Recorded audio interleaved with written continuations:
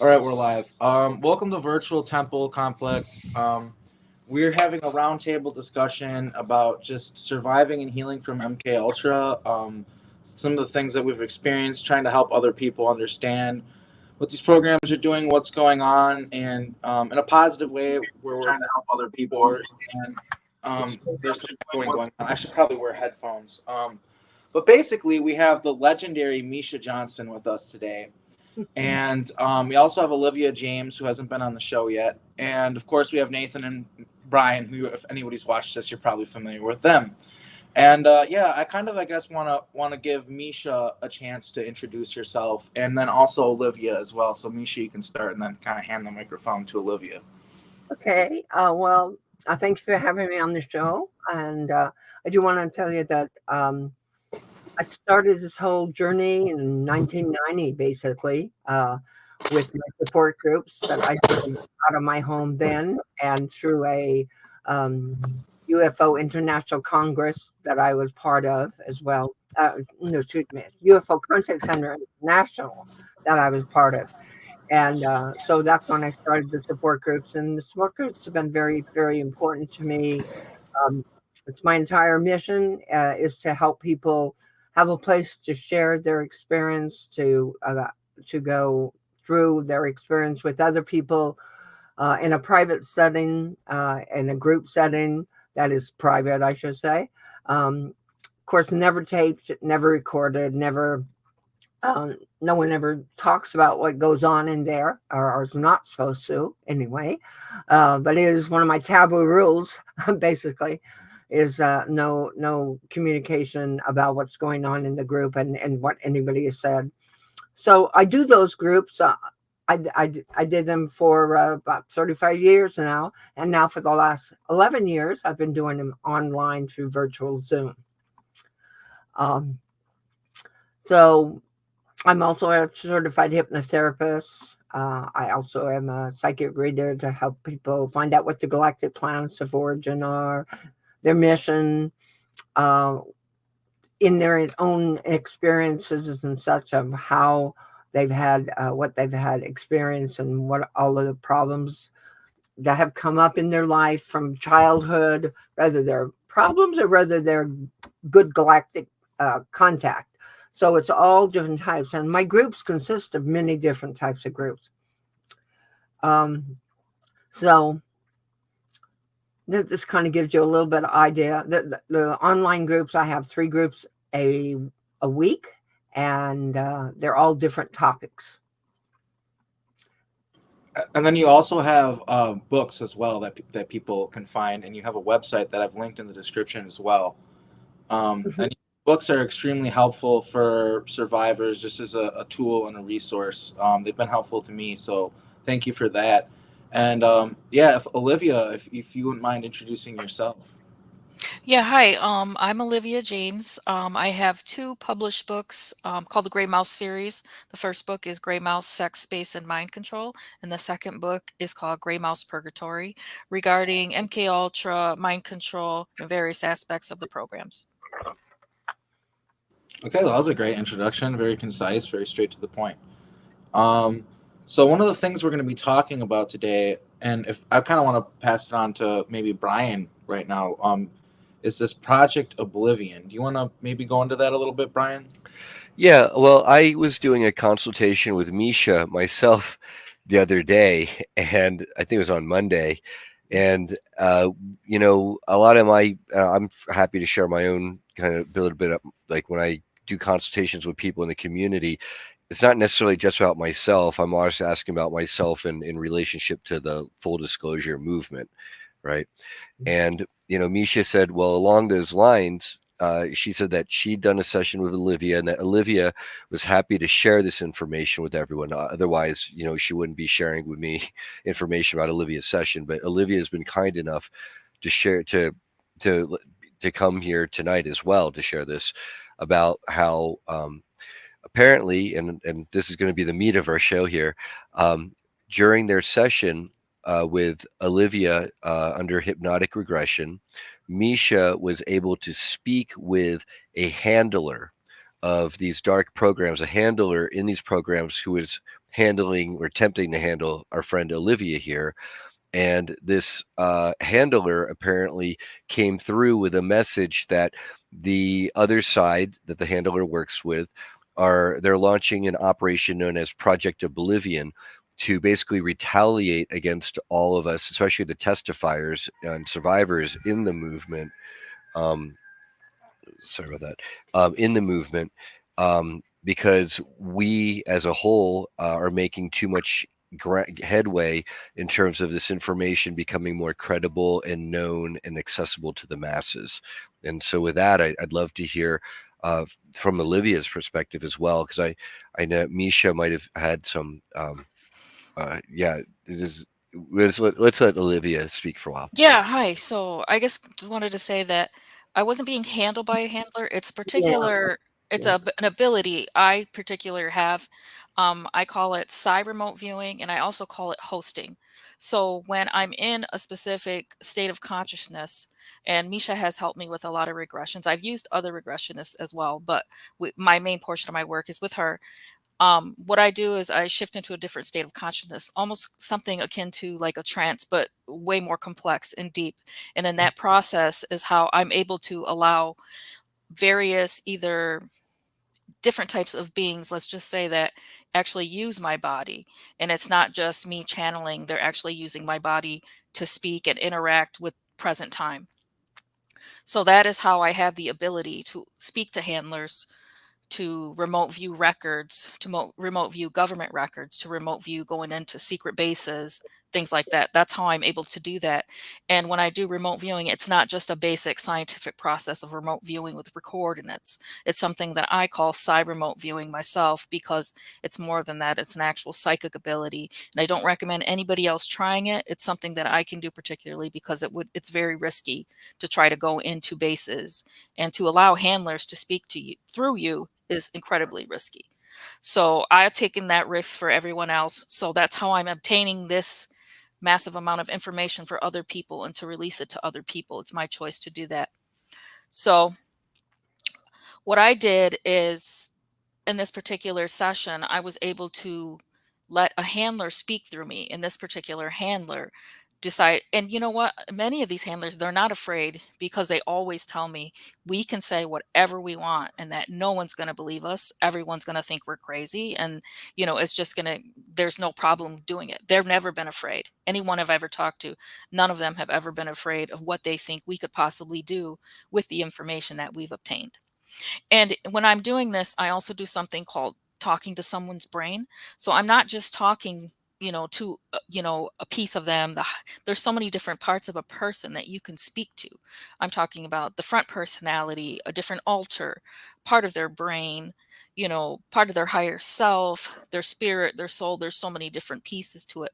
So sometimes I get lucky and I'm able to talk to that dark part, because that is where a lot of the information lies. It's not in the lovey-dovey light part of a person. If we're going to be getting down to the nitty-gritty to find this information, we need that information.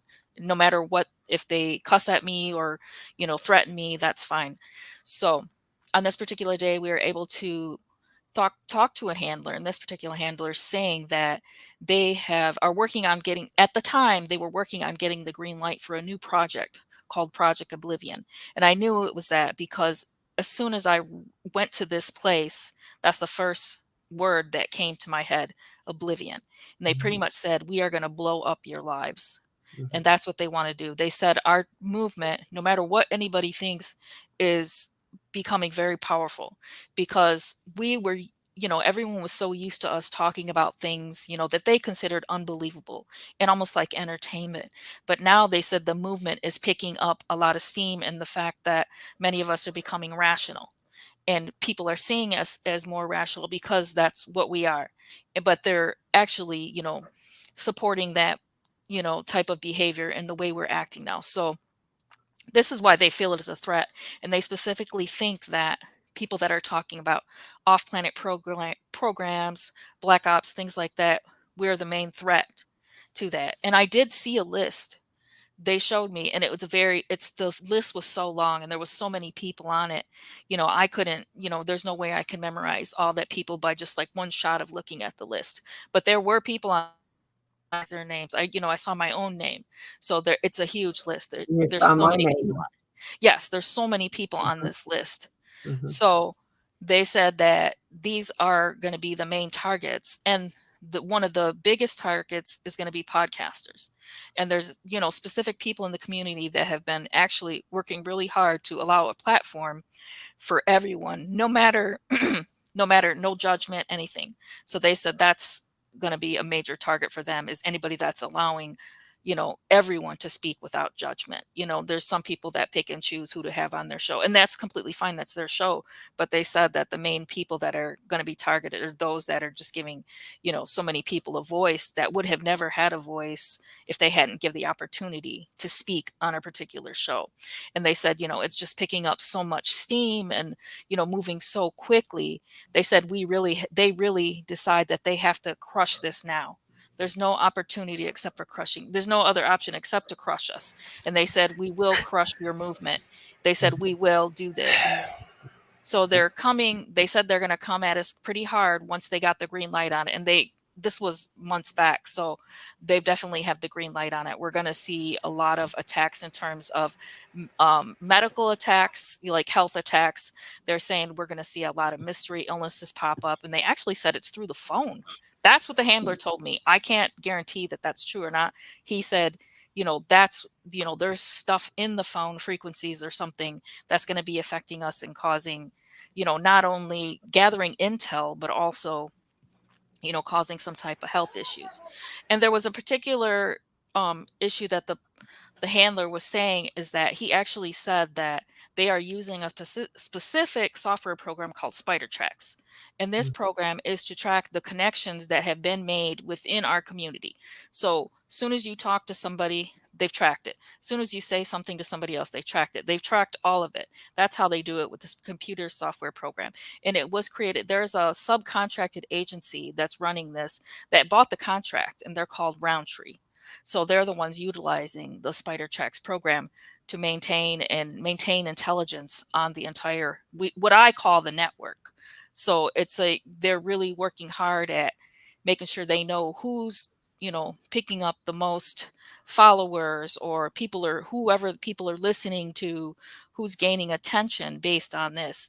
So this is going to be a huge issue for us in the future. And they also said that what they are doing is they pretty much laughed at us. They said, we've sent people to you, just one person, and you guys all fall to the ground, like puppets without a string, because you're so weak. All we have to do is send one spy, one agent, and you guys, the infighting just blows up your whole community. And that's what they're saying, that how they said it was so easy to do that to us. It's pretty much ridiculous that, we allowed it to happen, that they just blew everything up just by one person. They said, we only have to send one person. You guys all fall like dominoes. That's exactly what they said. Now, Olivia, and this is very amazing and important information that you and Miesha have joined us specifically to share with us tonight. I have to ask a couple questions here. One is, are there any countermeasures, I guess, that we can employ on our side that you know of, or that this handler person you were maybe Yes. able to kind of finagle out of his information sphere? I did. So my dead father came through, and he spoke through me, and he had this amazing message for all. He said to just keep talking. Don't let them silence us. The more they silence us because we become afraid, is the worst things are going to get for us. He said to keep going. He said that there is no other option except for us to, continue. And he said, just remember, you will not lose. That's what he always said. He said, you will not lose. And he said it so with strength, like there is no other option except for winning in this. We have to come out as the winners and keep talking, keep spreading the information, keep telling people about this, because after a while, people are going to catch on to the fact that this isn't games. This is real. We're not telling stories here. This really happened to everyone. People are going to realize it, and it's not too far away. Now, in terms of numbers and things like that, it's one thing.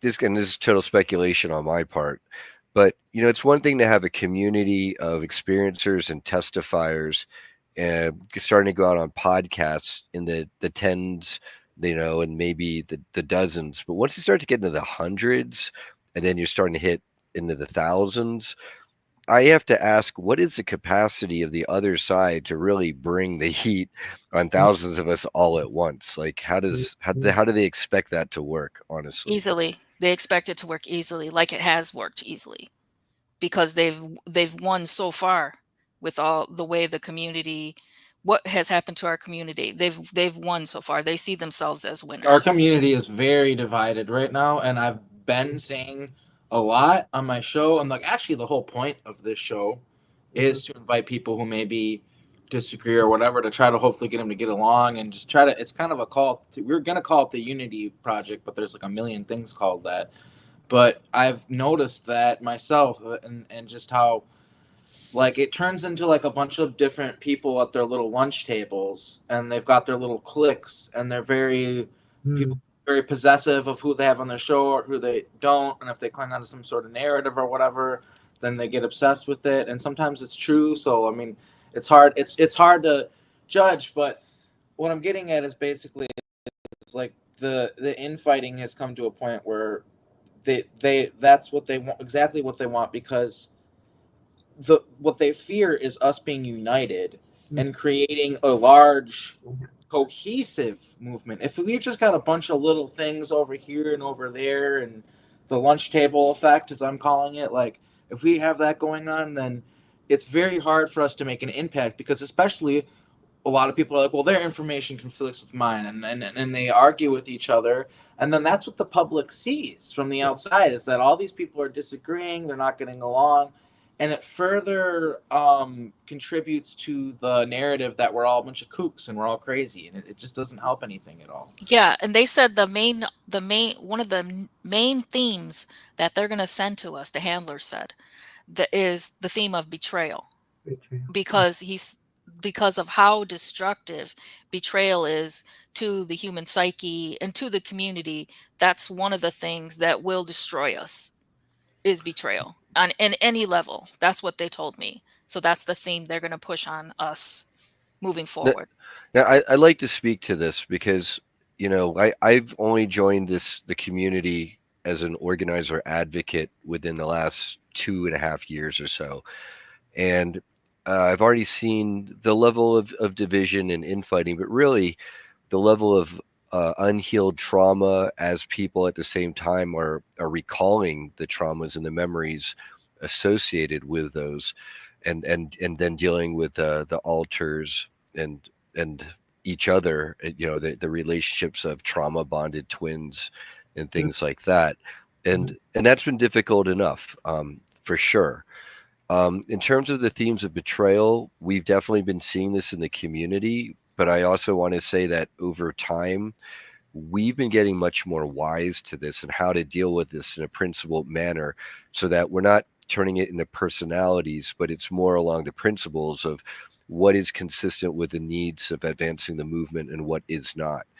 And we've had recent examples with our own full disclosure conference, for example, issues in the community. But at the end of the day, the more we are able to clearly speak and elucidate our positions in relationship to principles, the more and more it's going to shake out, where it's going to be a meritocracy. Leadership gets to lead because it's effective. And if it's not effective, it can get out of the way. And I think in that, yeah, the other side, they're going to do their best to throw lawn chairs in our way as we're running down the racetrack. But it's only going to get us, we're only going to be able to, now we're going to learn how to jump higher as we run fast. And oh, go ahead. I just wanted to say that the handlers and the agencies definitely think that we are an easy target, and everyone should know that and be prepared, because they consider us the easy target and that we're all going to fall. They think that it's going to be squashed quite easily. So that's just the reality of what they expect, and that we have to figure out how to counter that. There's one other thing I wanted to point out too, that, and I'm positive I'm right with the right verbiage, because I took notes, of course, too, that during the session They also said those who speak out are going to be punished. There's going to be punishment. And of course, she mentioned, about health-wise and different things like that. I also want people to understand too that there's infiltration, and so like I've had situations where my groups have been infiltrated, and I actually have a couple of people, including Olivia being one of them, to kind of be the guard there to help me so that I don't miss seeing something. So it's really important that people understand and get their discernment up. Understand if they're getting those feelings that there's something wrong here, you really need to trust yourself. Unity is the only answer that I think we have for this. Is the more unity that we can come together. In fact, I saw this image of us hand in hand all the way around our what I call our movement as well, holding hands and not letting them break us apart. I think that unity is the biggest answer, and standing in our power and realizing that, what they may say that we're this and we're weak and then we're not, but we're not. We're not. There's no weak people that came onto this earth to do this mission. There's no weak people. We're all fighters. We all have the power to do it. And I do believe that if we keep coming together and also pointing out the whole idea that this is happening, that they won't have the power and strength behind them that they think they have. Yeah, I just wanted to say a few things.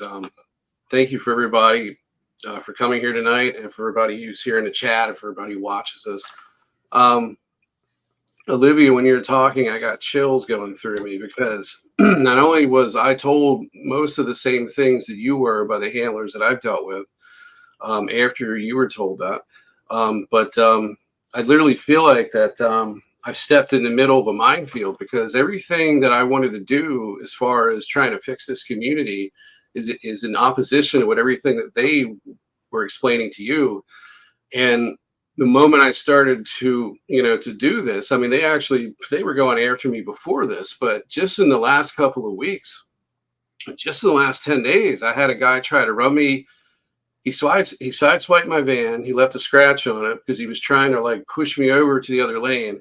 I swerved when I got in the intersection. He tried to T-bone me in the driver's side. I stopped before he hit me, and then he left. I had that. I've had my doctors quit on me. I've had doctors simply refuse to prescribe medications that I've been on for years, and all of it. And then I've got to go to a new doctor. I've just been to a doctor today. The same thing. I got turned down. He'll take me as a patient, but he won't do anything for me. I've got medical COINTELPRO out the yin yang, and it's really amped up.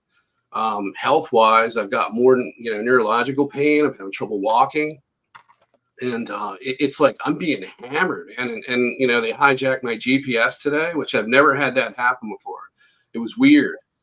I've had them do other shit to me too. I've had them zap me just in the past few days. I've had all sorts of things, and I've had just absolutely hardcore V2K threats.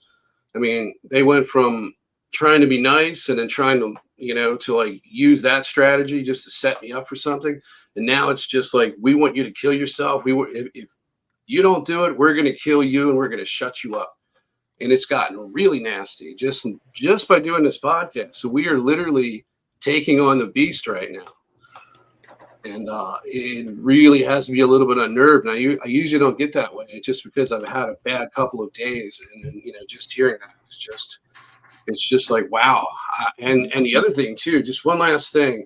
I've been feeling like we've done this before. I keep having this feeling, and it's like I send our team an idea, and I feel like I've already sent it.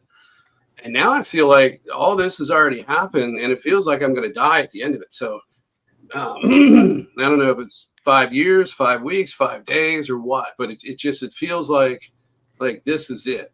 And some of us don't make it, and some of us do, but we all make it at some point. As a community, we have to make it, but not all of us make it through this, because they're going to take some of us out. And I don't mean just kicking us off the internet. I mean killing us.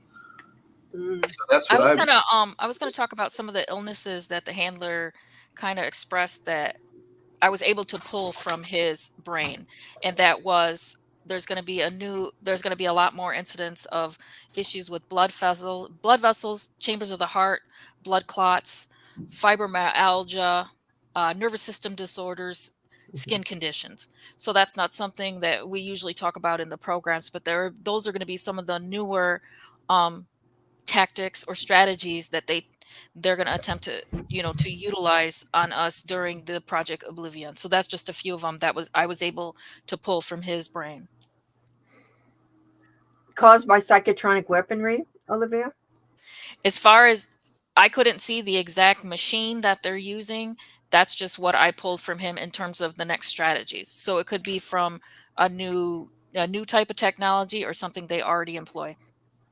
Because I do know that many of us do have had issues with different organs having attacked with them and putting us in the hospital and things like that. Yeah, and they said that they're going to make us rot from the inside out. That's right. I remember that. They said, we are going to make you rot from the inside out. Mm-hmm.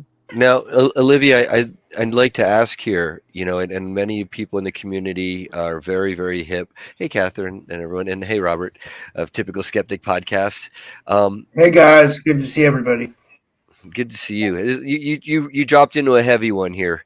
Olivia, a lot of people in our community have been reporting on this, wireless or biological Internet of Things. They're putting stuff in the food, they're putting stuff in the cocktails that they inject people with. And so so if they've got these phones that they're going to be using a lot of these frequencies, I'm just wondering how much of it is like a phone and frequency out of that in and of itself versus frequencies in the phone interacting with all the stuff that we're getting hit with by the chemtrails and this other stuff. They have their own methods. They even have their own machines. Like I've talked about in previous shows, they have a couple of machines that I was able to see, the Green Devil and the Wasp, which those are some of their best machines that they use to control us, just as remote handlers. They use those machines already. Could you please describe both of those? Could you please in detail? We got to know what that is. Yeah, the Wasp is a specific. It's really interesting that they use the Wasp because it causes mystery illness. Because what it does is actually so misaligns the chakras in your body. That's why no doctor can find the cause, because there is no cause. It's them. They're doing this to us. They so misalign your energy centers that you're completely destroyed. Like you cannot ever get it together. You're always going to be chronically ill. That's the Wasp. And they use that regularly. And they also use the Green Devil, which they've used on me. And I really don't like this machine because this is a particular machine that will flood your body with adrenaline. And some people think that adrenaline at high doses can be very corrosive to the body. So if you're constantly getting this, it makes you act erratic in it, because you get that initial like fight or flight response when you have a rush of adrenaline, and it makes you kind of look like you're crazy. So they feel like that's very funny to see us kind of shake and tremble and be scared and act out of character and crazy. They think that's very funny. And they did say that a handler told me that we are going to make this a planet of terror if you don't stop talking. So pretty much our choice, stop talking, or, we will have to release all these methods on everyone. I just want to say, I mean, they have those things, but, also, they're putting it in our food. It's already in the air. And what I was going to say is a lot of targeted individuals are reporting that they're finding self-assembling nanites in their body. Now, what does that mean? That means it's graphene. That means it's, that's in there. That's these aren't even people that are your jab. These are, like I said, it's coming from the air and the chemtrails. It's coming in our food.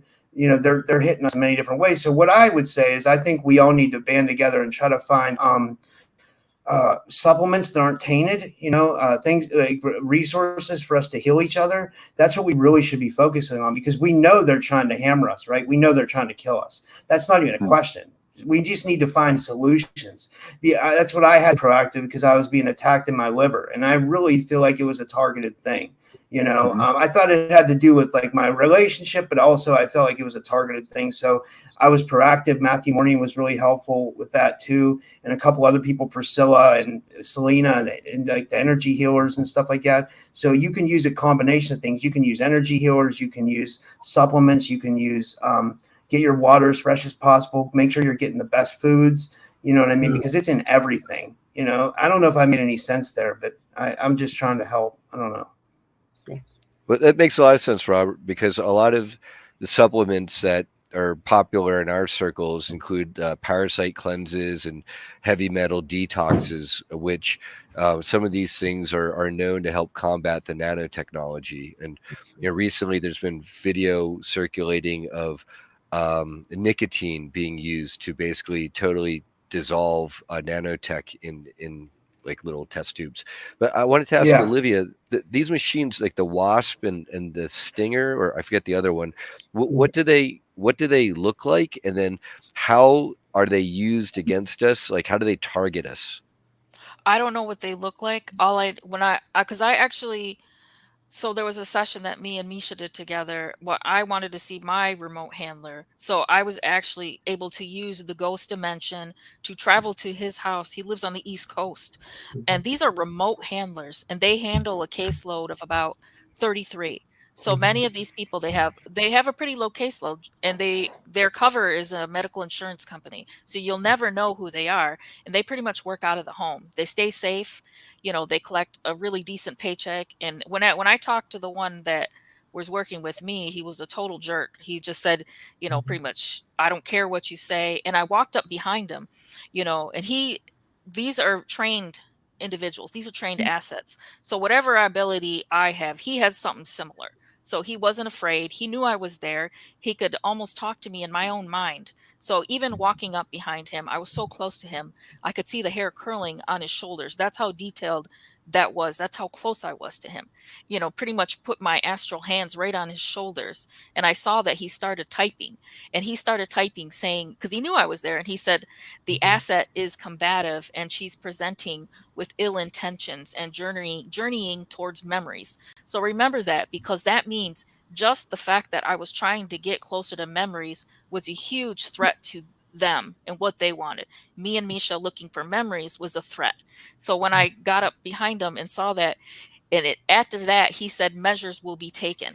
And then he typed out the spleen and tremors. So that was what he wanted to employ next, and to show me that if I continued this mission, that my spleen would be affected, and that I would start receiving tremors to the body. Just by pushing a button on his little laptop, he's able to complete this act. And he can do that for anyone that was a previous asset.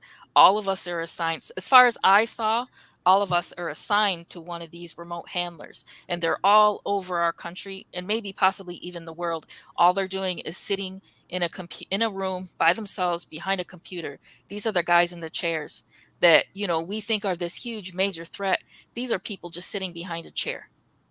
So do you think some of these people are soulless? No, they're usually assets, Rob, just like us. It's just that's what they do. That's how they This is my opinion. This is from what I saw. Could it be like? Let me explain what I saw. Let me explain what I saw.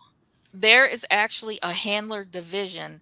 These assets, just like we were taken and trained for certain things, they were taken and trained for this job, and they get paid very well for it. And then Olivia, let's say this guy is in the East Coast in Hoboken, New Jersey, as some insured schmo, and no one likes insured schmoes anyway, so it fits the profile or the cover. And they're at their laptop and they've got their caseload, and Olivia's on it and Miesha's on it, and whoever within their, let's say they're 33, great number there, and is it that they're accessing just through their regular normal laptop or home desktop a larger network? Everything in your house. They showed me everything in your house. Well, is a way for them to see what you're doing. Everything. I mean, what I'm saying is they can access everything in our house, but for them, their user interface is basically them at a computer desk, and then like some of their stuff. The technology is masterful. The technology they have is masterful. Right, because And that technology. they said that they're not afraid because they literally told me that they said, we have so much money, you can't touch us. Do you know how much power and money we have? There's nothing any of you can do. That's their So that's criteria what for they told power, me. is how much money they have. That's what Well, they said. They they're said, we in. have more money than you could ever imagine. You- That's the power we hold. They said, you can't take it away from us. We have everything we need. You're never going to be able to do anything except for suffer. That's what eh, they told me. these Right. guys are See, dumb. And that's that's the why message I I'm went trying back to to get like to saying like people. that's why I was upset that some of these people are soulless, because it seems like they want to leech off of us, like off of our creative spark. Meanwhile, they can't do anything, so they try to destroy us. Or These are is it just humans. because we're These bringing are out the humans. truth? These These are are humans humans. like I've seen inside them. These are humans. Hey, look, I've been in contact with these idiots. I got 3 of them. And they were talking to me long before this under different personas, but I sat down with Olivia, we did a session, and she was able to get the first name of the main handler that I have, and he's a telepath. So he doesn't use tech, he doesn't have to use tech, and that's how he explained it to me. The other 2 are interface, probably with a brain chip or whatever, but as far as spying on this goes, they use remote neural monitoring. They can taste through your mouth. They can smell through your nose, see through your eyes, hear through your ears, feel through your skin. They can pretty much see everything around you, and they can control people in your vicinity who you're interacting with and set you up in the situations, such as the situation I had with the guy trying to ram my vehicle. When that happened, one of the handlers, and I think it was Alex, said to me, "How do you like that, Nate, you MFer?" And then when I was leaving the doctor's office, he said, "You're never going to get any doctor's help or a job." And that's what he said. So they call us clients, and they will literally just go after you nonstop. And the one thing I want to stress is that if you listen to what Olivia is relaying, it's all the same script. They all talk like that. And my advice to anybody who's listening to it is to don't take it seriously. Take it seriously as a threat, but don't take the stuff where they say we're all powerful and we can do whatever we want. Because as far as I'm concerned, I'll give my life for this cause, and F them. I don't care. And if everybody else takes that position and we start pulling together and we draw everybody out of the woodwork, this will change and they won't be able to do this. So don't listen to that shit. Don't let it pollute your mind.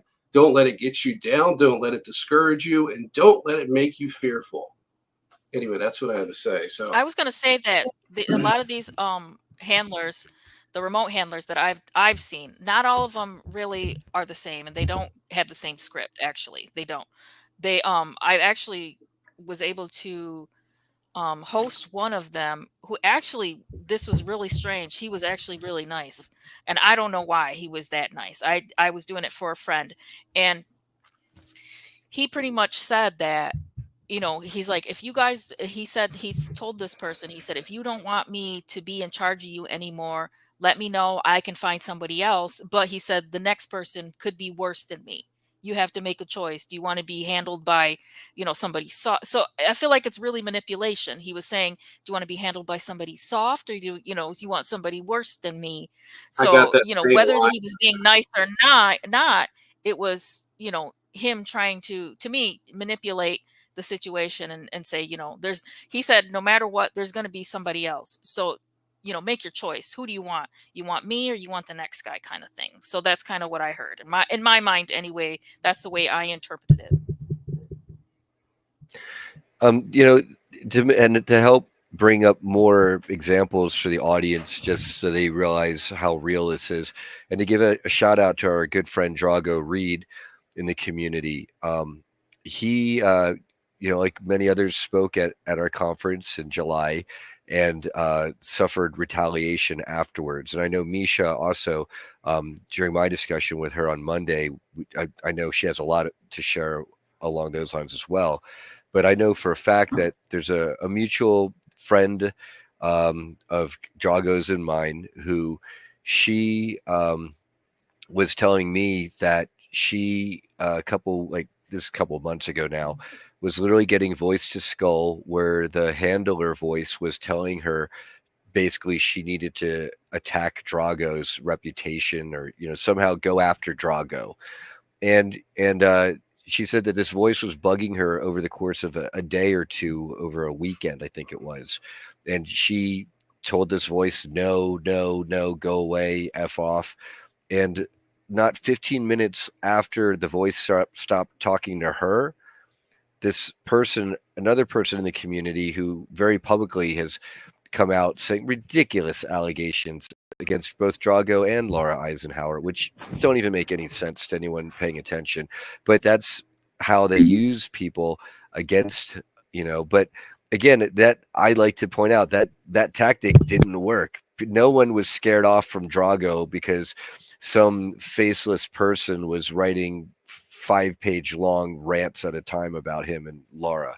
And if anything, it just showed like, wow, it looks like we're hovering over the right target.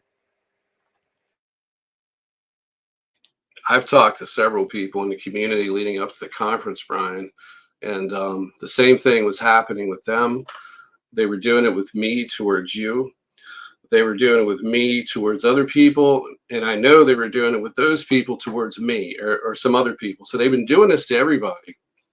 And they portray themselves as spirit guides, as, departed loved ones, as your higher self, as an altar coming through, as some benevolent extraterrestrial. The list goes on and on. Guardian angels, they will portray anything that they think that you will fall for, and then they will build your trust. And some of these relationships with people have gone on for a long time, maybe even decades, where they've built up this handler relationship, and the person is completely in trust to them.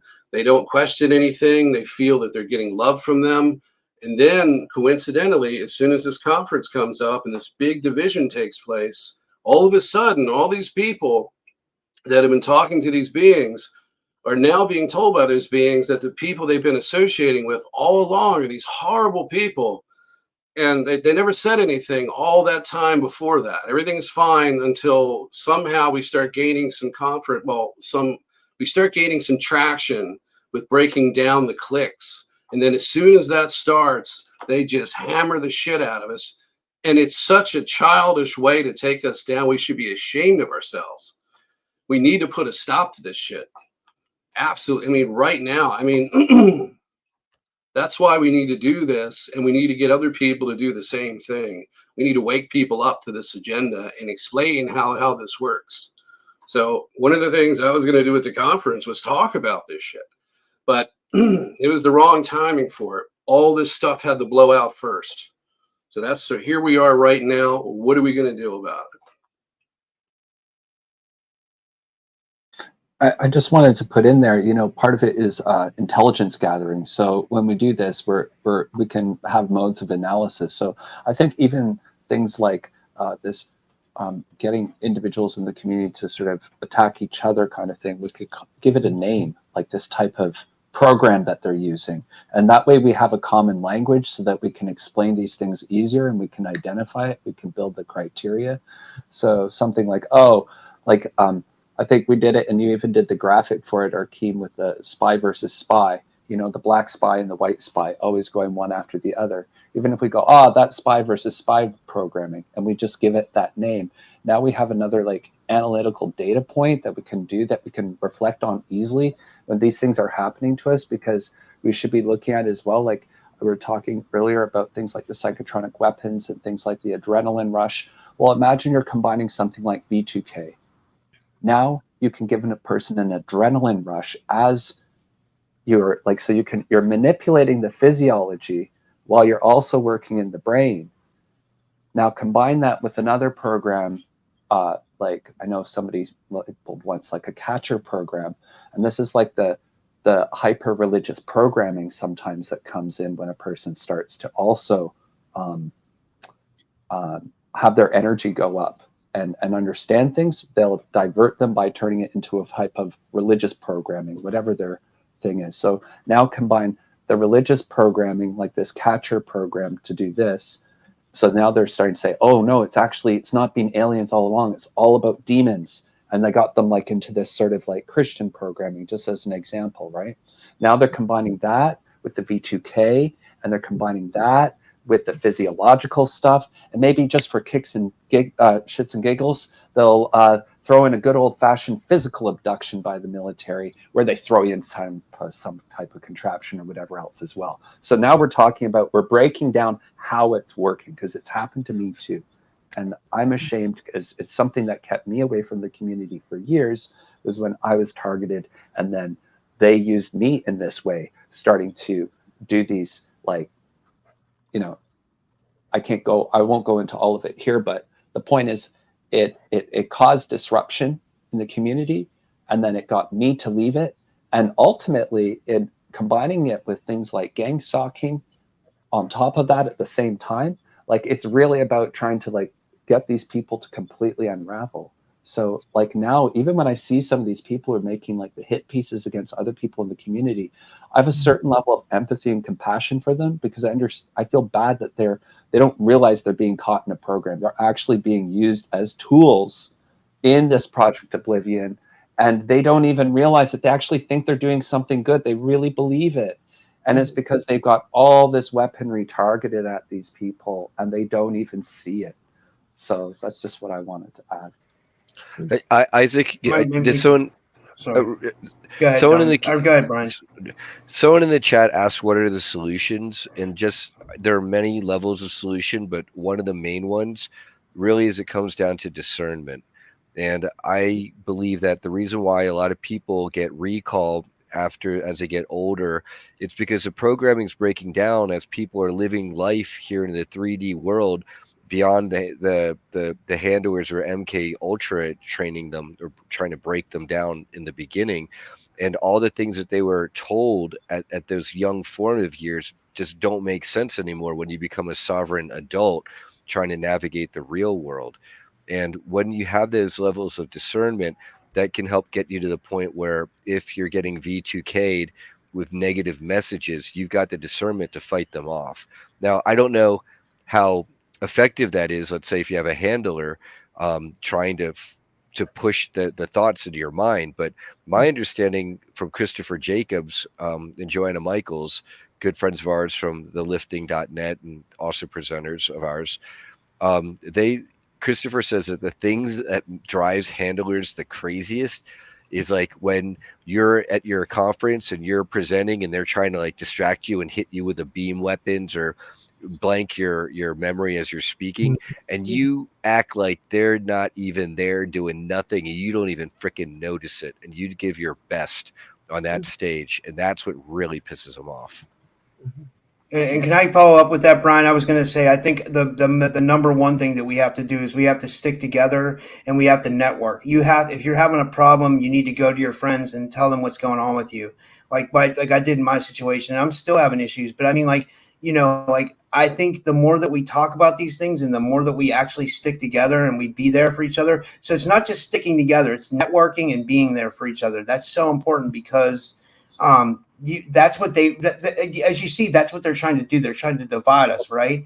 And they win if we're more divided. So the more we stick together, the more we network, and this is going to sound repetitive, but the more we care for each other, like actual care, you know, like about your brother is another human, or sister is another human.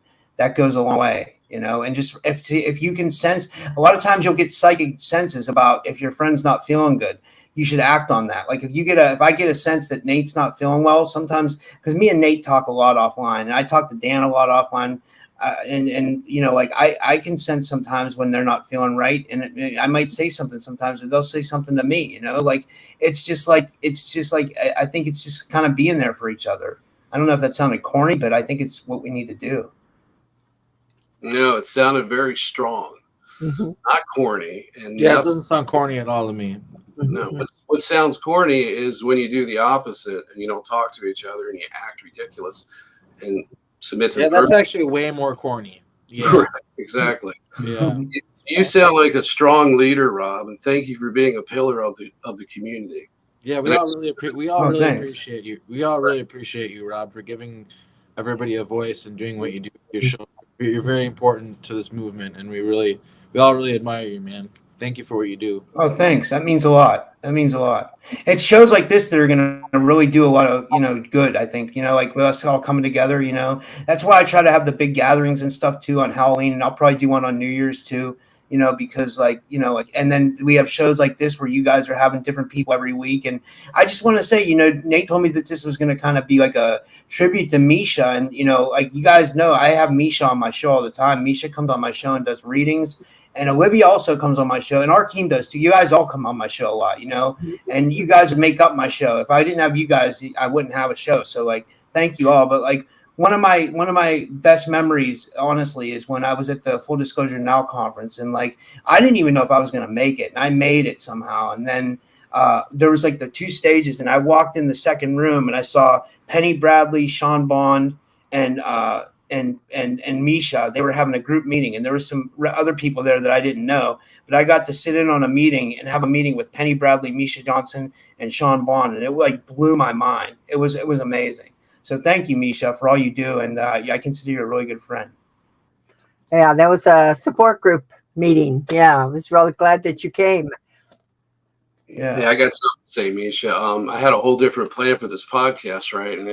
But apparently it really needed to go this way. So all I can say is what better way to do a tribute show to you than to prove to you and everybody else, and especially them, that the next generation, that this generation of the My Labs is going to be the ones that's going to jam it in their ass and break it off for everything that they've done to people like you and your generation and everybody else. Mm-hmm. Mm-hmm. Yes. That's a good point, Nate. That's a good point. Yeah, I think a lot of us wouldn't maybe be here if it wasn't for the work that you've been doing for so long, Miesha. It really is important, and we all just really appreciate you a lot. I guess we're all kind of just telling each other how much we love each other right now, but that's okay to do sometimes. It is okay, and thank you, and people such as yourself that are out there after, the people who will join my group and come to my groups and not be alone, not try to suffer in silence alone, but they come to the group and they get stronger and stronger. And then they go out and they're doing podcasts and they're doing their own mission. It just thrills me. It makes me so happy to know that, then I guess what I've, spent a lot of years in doing is making a difference. So I'm really happy because you people are the ones that make it happen. Yeah, you're definitely making a difference, a huge difference. You've inspired the concept of this, like I told you. So everybody out there, Miesha support groups is what sort of gave me the idea for this, because something needed to be done as far as bringing us together, but in a different way where we were going to address the problems and get each other upset and then work it out. Because Miesha has kind of a different rule because she's doing something different, but she's bringing people together in the same exact way. So thank you for leading the way with that. Thank you. Well, we do have problems sometimes in the group that we do have to work out because you have different personalities, people, especially when it comes to the targeting. Targeting is because they will actually do targeting on people while they're in the targeting group. So a lot goes on in those groups. They're very, very heavy groups. But if you're our listeners, if you are a targeted individual and you need a place to come and share with others who know how you feel, get ideas of how you can not only protect yourself, but protect your family. We come up with different suggestions. Physical, medical, emotional, spiritual, it's all happening in groups. So I do invite people to come to the groups, and it's not just targeting, it's many, many groups. Every group from ET experience to the Starseed Contact. I had the Galactic Light Language group and a channeling group. I have reptilian and gray experiencer group. Family groups where people can come and talk about their family together and their experience together. Because if a family can share their experience, because you'll have a family that will have experience when maybe you say you're like, for in my case, I was 9 years old, and I had siblings who were older than me, and we had this daylight sighting and an abduction. And we never talked about it until we became adults. And one Thanksgiving, we were all together and we started talking about it, and we could not believe that it had happened. So I want to provide a place for people to come with their families and share their experience as well. Now, Miesha, while you have the mic, maybe we could take this opportunity for you to describe some of the forms of harassment that you yourself got hit with, going from our Full Disclosure Now conference into the Contact at the Sea event, which I'm sorry I didn't get to go to. That looked awesome, but can you please share with us about that? Thrown by our friend Margie K in the Unnext network, I think, right? All right, sure. Well, I went to the Contact to see a beautiful big cruise ship and everything like that. Was wonderful. Our luggage was coming in on the evening of after, we signed in that morning, and then our luggage was coming in. My luggage got there, so I went back to my room after having a meeting with Susan Shumsky, who is the one that puts it on, and all of a sudden, I don't exactly know what happened, but I was hit by something and I was knocked down. And I was knocked down in such a way that it was sideways, and I twisted my back. At that time now, my roommate comes out of the bathroom and she sees me on the floor and says, "What happened to you?" And I said, "I really don't know. I mean, I just felt like something hit me, and I fell down and I twisted myself, and it was really bad." Long story short, I found a Reiki, not Reiki, acupuncture doctor there, who was in the massage area, massage pile, the smart massage sauna and all that. And so I had him work on me for 3 different times. And then fortunately something else happened where somebody who actually, Dennis, who is he did the video and everything. He had a brace, so I put the brace on. So come to find out, okay, so this was happening, and I was going through a lot of pain. I was not really going to be able to do my Sunday, because this happened on Friday, and I had a Sunday morning interview lecture, and I didn't know how I was going to be able to do it. I was in so much pain. I went to the lecture, and that's when he gave me the brace, which helped me be able to handle the pain. And I was attacked as well by them when I started talking. They started trying to make me forget. And I said, "This is not going to happen. You've already done this.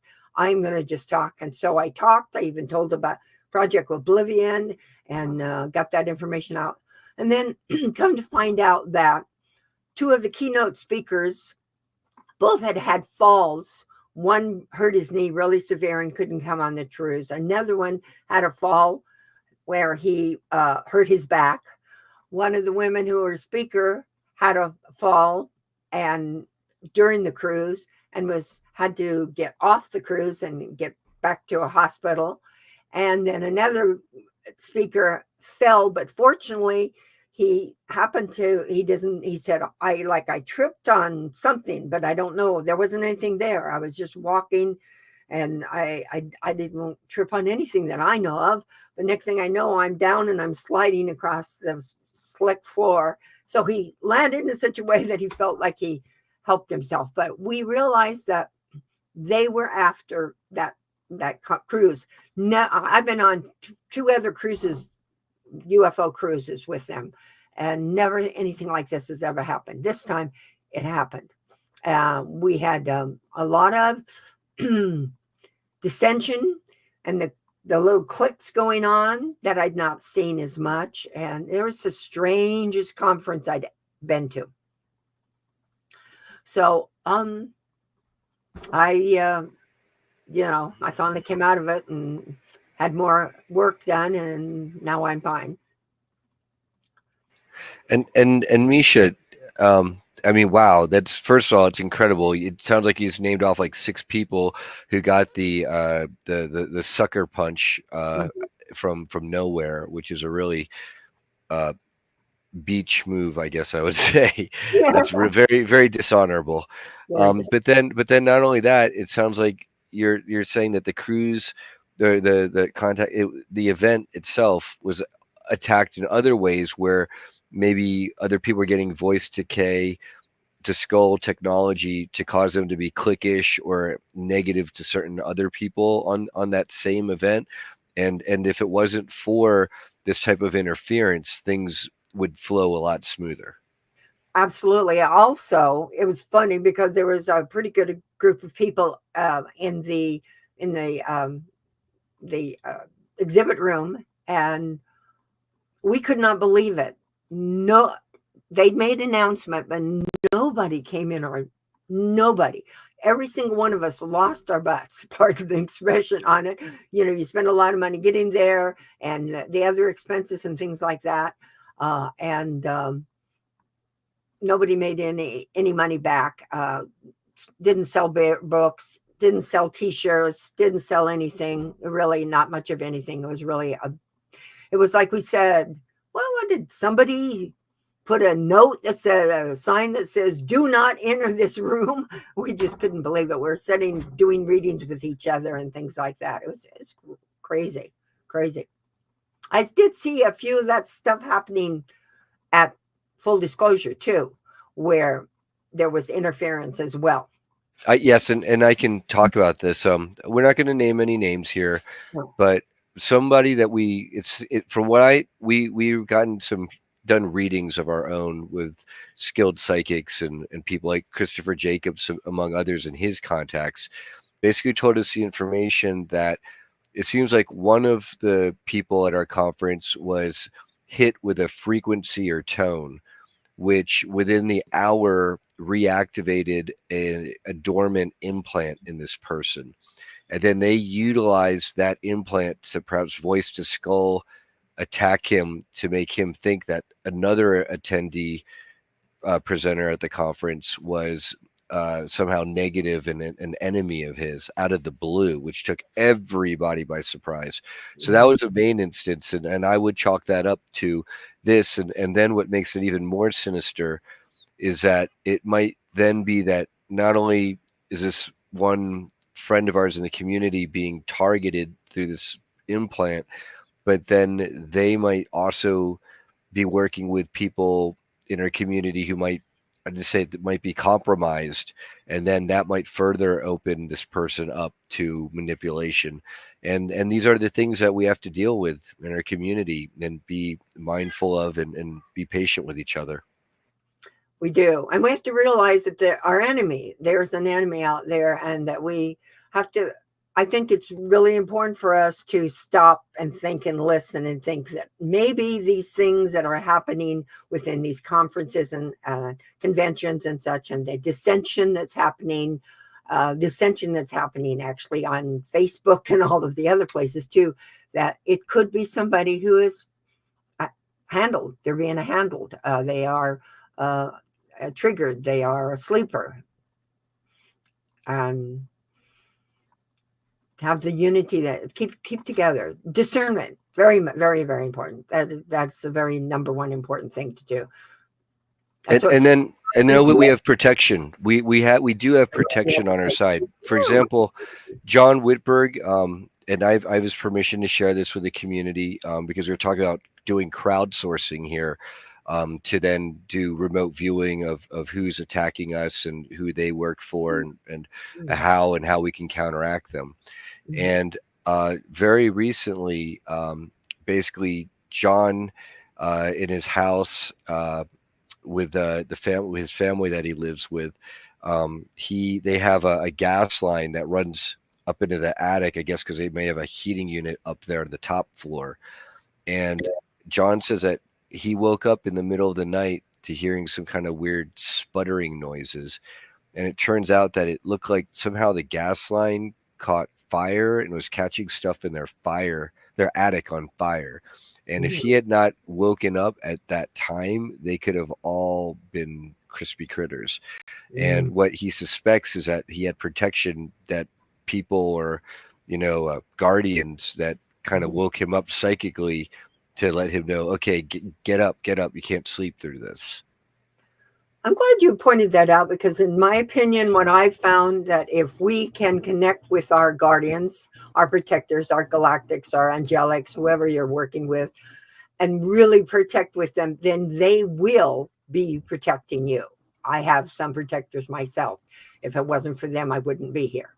So I do believe that's important to remember, that we do, all you have to do is ask. They're there. They'll help. Brian, that's so crazy that you said that. I don't know if you heard what happened to me. Like, I don't know when that happened to John, but just recently, and Nate, everybody knows this. I talked about it in my Discord, and I talked about it on my show and everywhere. I woke up at 5 in the morning, 6 in the morning. My microwave was beeping. It was saying short circuit. And then I started smelling the wall burning. And I called the fire department, and they came. And I guess they had to turn the microwave breaker off, which I didn't know where that was, because the microwave was wired into the wall. And I thought it was a targeted thing, I can't say it was for sure, but I mean, it was really weird. And if I wouldn't have woke up, I would have been dead, or I would have lost everything. It was really crazy. It was really scary. Yeah, I think in light of the circumstances with John Whitberg's incident, that would happen to you, Rob, because I thought, there's a lot of reasons this could happen. I told you that maybe the microwave was drawing a load, and it just happened to go up. But I think there's a better chance that it had something to do with the manipulation that's taking place and just a random malfunction. That's what I think. And sometimes your intuition gets overloaded. So that's kind of what was going on there, and still is going on. So I have to just go with it using deductive reasoning. But I think it's just another attempt from them, and they can do this to anybody at any time. And there's all kinds of problems around this house that are full of has to do with electricity, so I have to worry about that too now. I just wanted to add that in. Yeah, it's scary. It's scary. If they really want us, they can really get us, I guess. Or and that's what's scary. It's Yeah, like, I guess it's really scary. I can speak about my weird thing. Is they had this guy who was like a homeless guy who probably didn't really know what's going on, probably some voice to skull things happening, but this guy would show up to the park that I lived by, and I knew he wanted to stab me. I picked up on it psychically, and I knew to not go close to him. And sure enough, one of the days that I picked up on that, I was with Kat, my partner, and we saw him later on, and he's like walking around scaring like a screwdriver, and I knew he wanted to stab me with a screwdriver. I picked up on that, and I think it would have been one of those things where he probably wouldn't really have known what's going on. I think it was like a real MK Ultra thing, you know what I mean? But they have really just weird random ways where they can screw with us. And like, I really do think like in another reality, like I maybe didn't pick up on that or whatever. Like that could have been what happened. I could have gotten stabbed, but I knew this guy wanted to stab me somehow just because like I could pick up on it. So it's kind of weird that we it's like upsetting that we got to deal with that. And then the other part too is like the way they can target us like with our health and like our heart and stuff like that. Like that's just what can you do about that other than go live in the Appalachian Mountains in that one spot where there's no 5G and there's no internet allowed. The internet's illegal there. Like that's like the only solution I could think of. Like, can I tell you, Arkeem? There's a girl in your chat right now. She's always in my chat. Her name's Warrior for Truth. I got to give her a shout out. She's a U.S. citizen seeking asylum in Ireland because she's a targeted individual. It's that bad that she literally left the United States. She's in Ireland. So shout out to her. Her name's Rhonda. She's amazing. And she's in the chat right now. She's an amazing person. I've gotten to know her, and she's just like, I feel so bad for her and that she's had to endure that kind of stuff. So and she's not even out in public. You know what I mean? She's just a TI that they're just, you know what I mean? It's like, it's crazy. It's insane. It's literally insane. Hey, there was a guy, I just want to add something real sorry, Brian, but there was a guy who was a TI. He was doing videos for a couple years. I don't know if he's live anymore. He traveled the world. He was worked for a defense contractor, and he blew the whistle and the FBI came after him. He became a TI, hitting with frequencies. His teeth were falling out. They were affecting his health. He had hearing damage, and he was traveling all over the world. He would do these videos. He found that no matter where he went, he could not get away from the targeting except Russia. That was the only place that he didn't get targeted with gang stalking and all of it. And he had documented gang stalking in different countries, no matter where he went. There was one video where a cab driver literally attacked him and knocked him down. He was on crutches at the time, and his leg was, I think, in a cast or a brace. So knocking him down, and I know how it is being hurt because of what they've done to me. You get knocked down, it's like an elderly person. You lay there for a while because you're hurt. And that's what happened to him, and Russia wouldn't allow him to seek to get asylum for that because he was being honest. I'm a whistleblower. The FBI's got it out for me. I'm a targeted individual and all of that. And he had his health records and everything, and he showed that on the videos. But yeah, there's really no place to get away. Maybe Russia, but Ireland definitely is not going to be it. And because they're all under these treaties, they're all working together. The only difference is Russia. Maybe a few other countries that guy didn't go to, they're on the other side because we have a grouping of the transatlantic nations, and we have the Russians, then we have some Middle Eastern countries that are all grouped together, North Korea. Unfortunately, those are your best bets if you're trying to avoid the targeting because the treaties are different, the programs are different. But if you're a MyLab, you may not even get help in Russia because these are international programs, and it's the entire planet. If you're dealing with something like political prosecution as a TI, Russia would probably be your best bet, according to what other people have found. Do you think that's because of Putin isn't putting up with that bullshit? Remember he called all the elites reptilians. I'm just kind of joking, but I'm kind of serious in a way. Like, do you think it's like that, or what do you think's going on with that? Nate? Equally as corrupt. It's just that they're not going to go after the political enemies of the United States. That's it. But the TIs, like the MyLabs, I guarantee it's probably not going to help. One other thing, too, that I wanted to mention, I thought of earlier, is when you're in these situations with the gang stalking and the psychic street theater stuff where they arrange these things, sometimes you have precognition that you're walking into a setup. You got to use your intuition, of course, and follow out the best you can. The first thing that comes, if you feel it, try to get away from it. Don't ignore it. Usually the first thing that you get, the first inkling or sensation you get intuitively, that's usually the right answer. But one of the other things too is try to limit the toxic, all the toxic interactions that you have, and be careful where you go. Limit where you go, and make sure that when you go someplace, it's for a specific reason. Don't just go joyriding around because you're a target now. So, and what I've said before is that mind control is the most effective when people who are easily prone to that behavior that they're trying to induce in them. So if you can avoid those people, if you can avoid the sociopathic doctor or the psychopathic sister-in-law or any of those things, if you can avoid them, then you can reduce the level of manipulation that they create around you.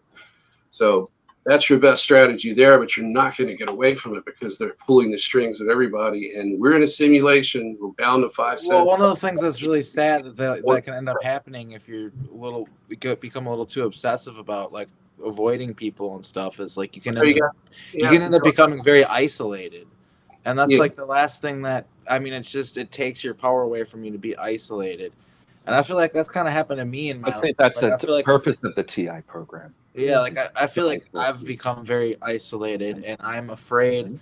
I'll admit it. I'm like afraid of making friends with people, of friendships, of close relationships. I just don't trust people because of all the shit that's happened to me in my life, like repeatedly, like over and over again. And I don't know. It's just like I just feel like it's like maybe there should be a balance, like of like being careful who you talk to, but also I think they want us to isolate ourselves, right? Like they want us to feel like we don't have a social network and feel alone.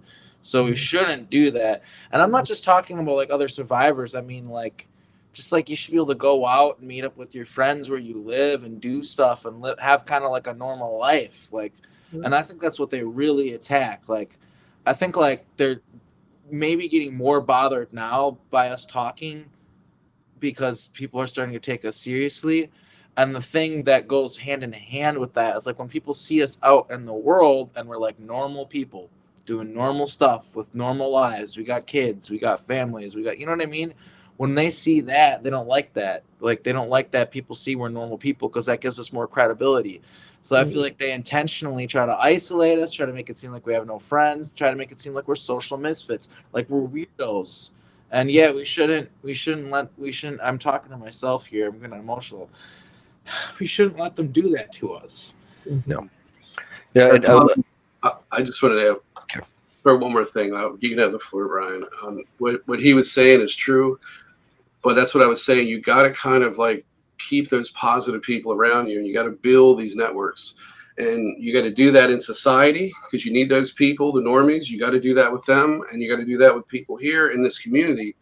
And you've got to be able to discern when it's time to open up to someone and when it's time to back away.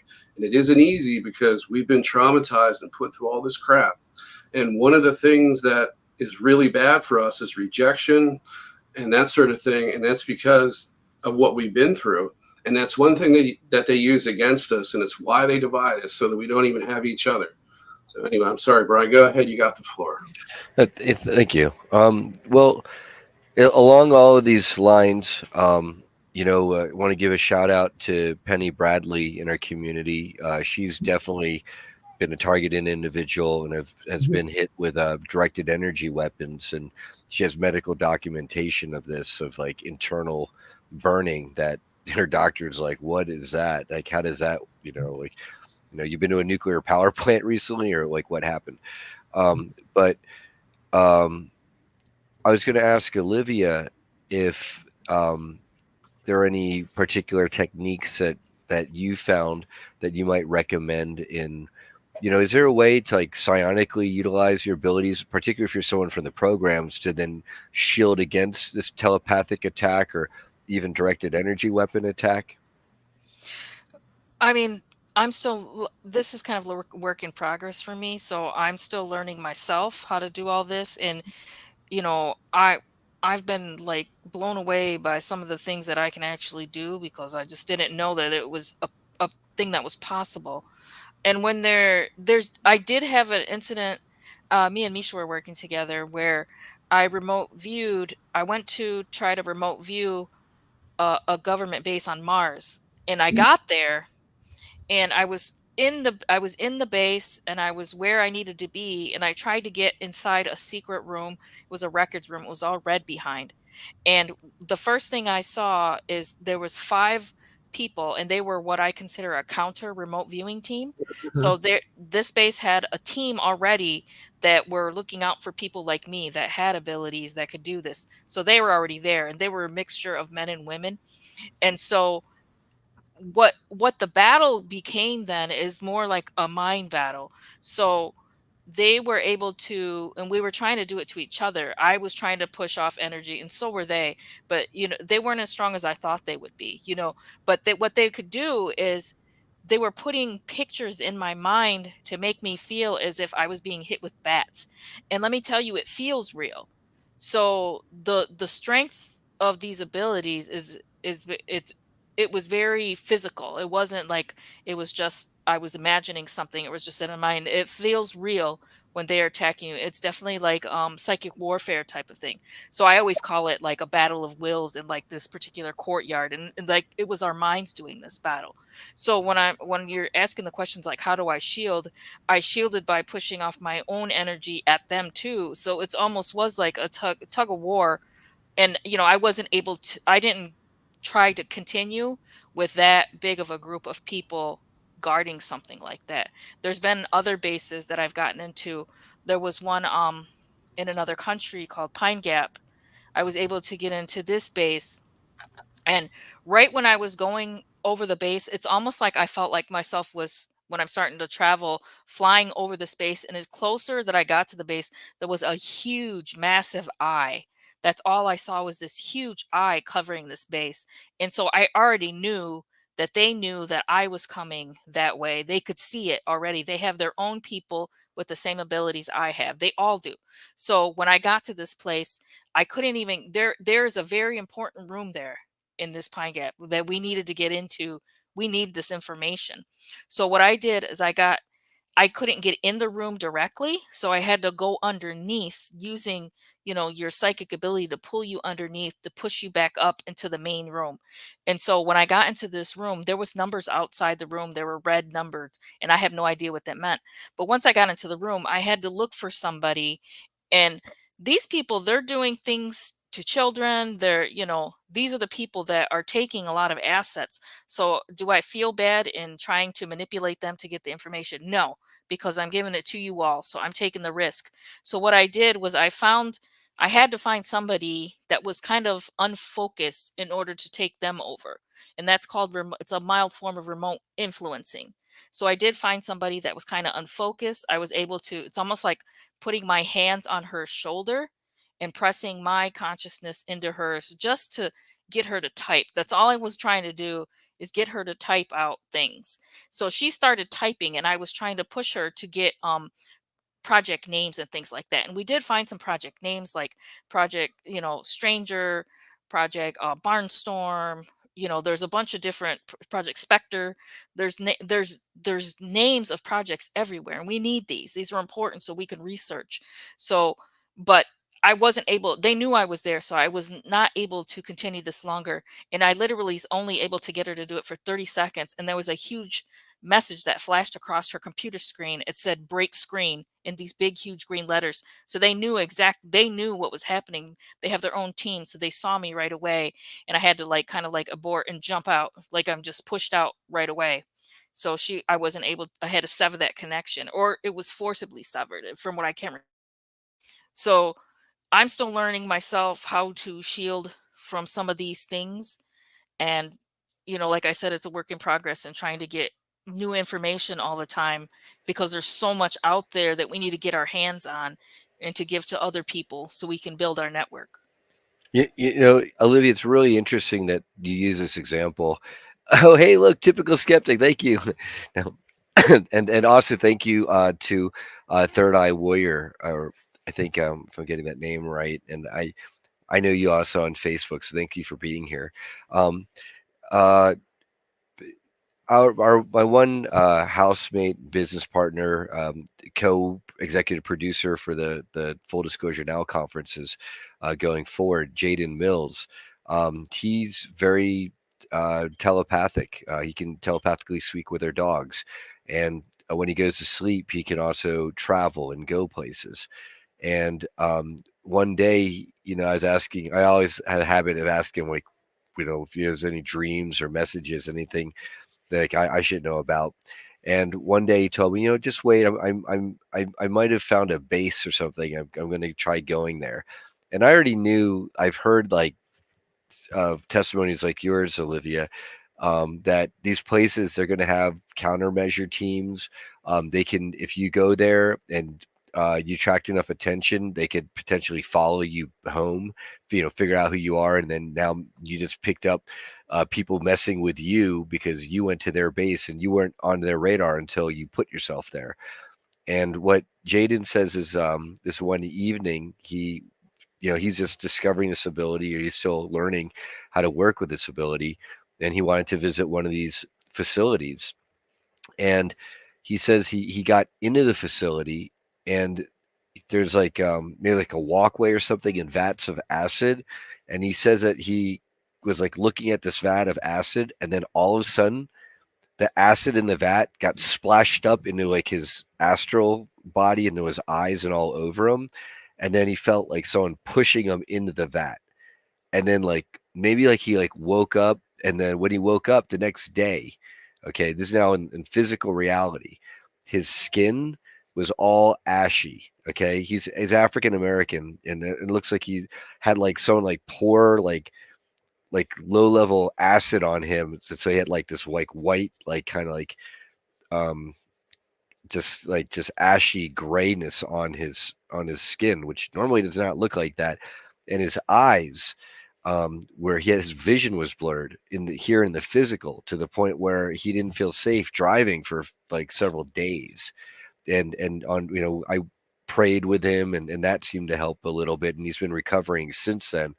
But that is definitely a word of warning. And when I was speaking with our good friend Christopher Jacobs, And through his guides or contacts, they were saying, yeah, basically what Jaden did was the equivalent of walking up to the front door of the base, and they've got like all the security cameras. They know exactly. It's like he's trying to walk in through the front door, and then they let him in, and then they kicked his butt, and then kicked him back out. Yeah, so they're very aware of a lot of us have these abilities. This is not unknown to them, and as soon as you start traveling to there, they can see you. They know what you're attempting. They would even step forward. Like when I first got to the one on Mars, one of the people on the team stepped forward and said, "It is not unknown what you are trying to attempt, but we cannot let you in here." So they did give me that, brief warning, sorry. And they weren't like saying we're going to kill you or anything. They didn't say that. They just said, "We know what you're trying to do. We can't allow this." So pretty much saying turn back around, and of course I'm still trying to get in there and, trying to push my way a little bit. And it wasn't a smart move. So I have to start taking my loss and just backing out, which I do now. If I get somewhere and there's too much of an opposition, I will just back away. There's other ways to get the information. So that's just one route that I was using. And this is something that might be of interest. I asked Christopher if there's something in his guides, if there's something that Jaden could have done that might have been, effective in cloaking or masking himself. And what the contact said to Christopher was, well, yes, but you got to be really careful, because let's say you're employing some kind of like invisibility or mirror psychic shield so that the other side can't see you, and somehow you get into their base.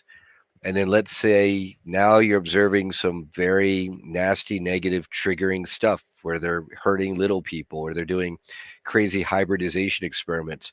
The moment you emotionally react, they're going to sense it. Especially like Draco reptilians are going to be super highly telepathic and psychic.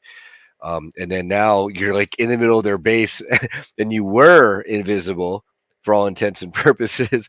And then you see something nasty and now your shield drops and you're right in the middle of enemy territory.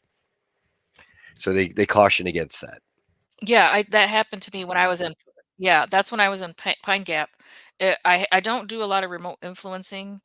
um it was just a really important thing for me to see what was in the space and get this information, so I try not to do that too often.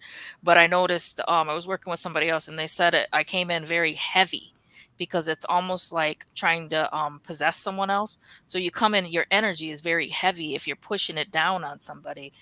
Some of these things they've been working on since the 50s, and they're measurable. These things are measurable. When I'm doing certain things using my abilities for certain things, it's scientifically measurable.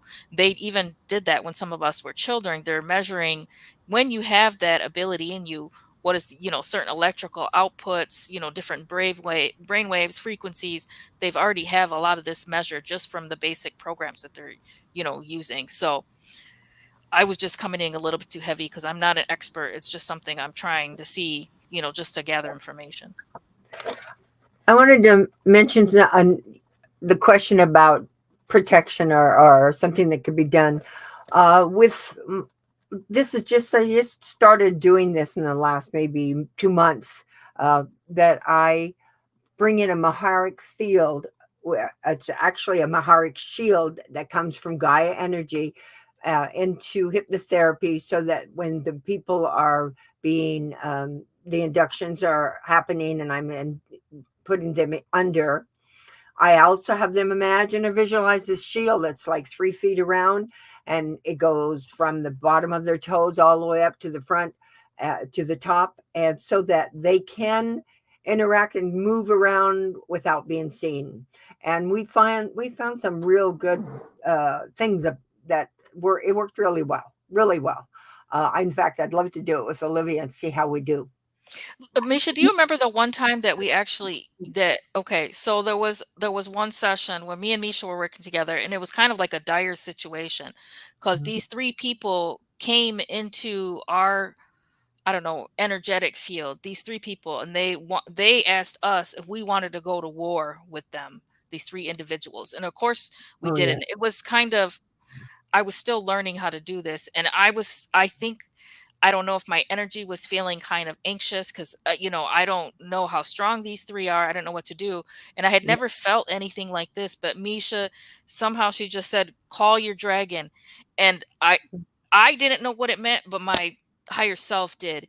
And in that immediate second, I just felt my entire chest kind of like built up in like flames. I felt it. And I even remember saying that I feel it's so hot. I feel it. Like it was a real feeling. So when we're talking about these measures, and especially when you're under like a trance or a hypnosis, this feeling is very physical and is very real. I felt it, and I was able to push back these three, with this huge energy built up inside me. And all she did was say, call your dragon, in like a very firm way, and something inside me just, it came alive. Yeah, it's really great that you use this example, Olivia, because our good friend Drago, he's spoken about this too. He said that he was in a situation where, I forget what exactly the situation was, but it was like maybe he was sleeping or something, and they were trying to, like, three different operatives were trying to mess with him in this one dream or this one meditative state, and he could sense them. And he basically let them know, I am used to this, and I have my own dragon fire countermeasures. And if you don't leave, and I'm going to be nice, I'll give you a 5-second countdown. If you don't leave, I'm going to show you. You're gonna wish you had left. And so apparently he said that he starts counting down from 5 to 1, and before he got to 0, 2 out of the 3 left, and the one that stayed, he maybe visually or astrally, he literally burned this person with, like, in visualizing dragon fire coming out of his mouth, and that very did burn this person. Yeah, And it's real magic. And I felt it, like I felt on fire. It's real magic of what your body, your mind, and your soul can accomplish when you're switching into a different state of consciousness. The limits that we know in our human body are left behind. We don't have that. That's how I'm able to accomplish these things, is because, I've been working with Miesha, and she's helped me train myself to leave some of those limits behind and to, really go and reach the outer realms. Yeah, this has worked with other. That's why you weren't the first one that we used dragon on before. We find that because the dragon has symbolizes the power, and the magic dragons, which were really a positive group of beings. A lot of people now have, not a lot, about 3 or 4 other people, we've done it. And it works really well in protection. And the whole thing is, when I saw the whole thing about dragon, I knew that my belief system is I'm protected by it. Okay. So if you can believe and truly believe, you can protect yourself. It's all about believing that it's not just imagination, it's not just magic. It's quantum entanglement. If we want to get sciencey for all you doubters out there, fine, we'll use a scientific term. Forget magic. It's not magic, it's quantum entanglement. You feel better? But it works. I didn't know that. Quantum entanglement. I'm going to have to research that. I didn't know that. Yeah. The concept that, 2 particles that are quantum entangled, it doesn't matter how far apart in the universe you bring them. If you flip one down, the other one will flip down, and simultaneously, and vice versa. And it's like that concept that we know it, where we can think of a loved one, doesn't matter how far away they are. If you feel that love, like, a lot of times they'll pick up on it, and they'll end up calling you, hey, I think that's quantum entanglement right there, or magic, however you want to say it. Quantum entanglement. I like that. It also manifests. Say that word all the time, so I think that's the right one. Yeah, what I was going to say is it manifests as astral filaments, silver cords, or other types of colored cords is what you can see. So, but yeah, I wanted to add one thing. I got attacked. I had one of these handlers, whoever it was, push their energy body right on top of me like it was a rape, and it was almost like an instantaneous reflex. But I just exploded with white light, and he looked like a trash bag that got hit by like a wind tunnel, like a current of wind, and he just sort of like rolled around like a trash bag and like flew away. And he came back a few times. He wanted to know why I did that. He was like screaming at me, "That hurt. Why did you do that?" Yeah, I was going to say, I think that's what we need to do Your is remember a microphone went lot. out, Nathan. You must have hit a button or something. Your microphone went out. Oh, okay. Yeah. Oh. Sorry. I just wanted to add something.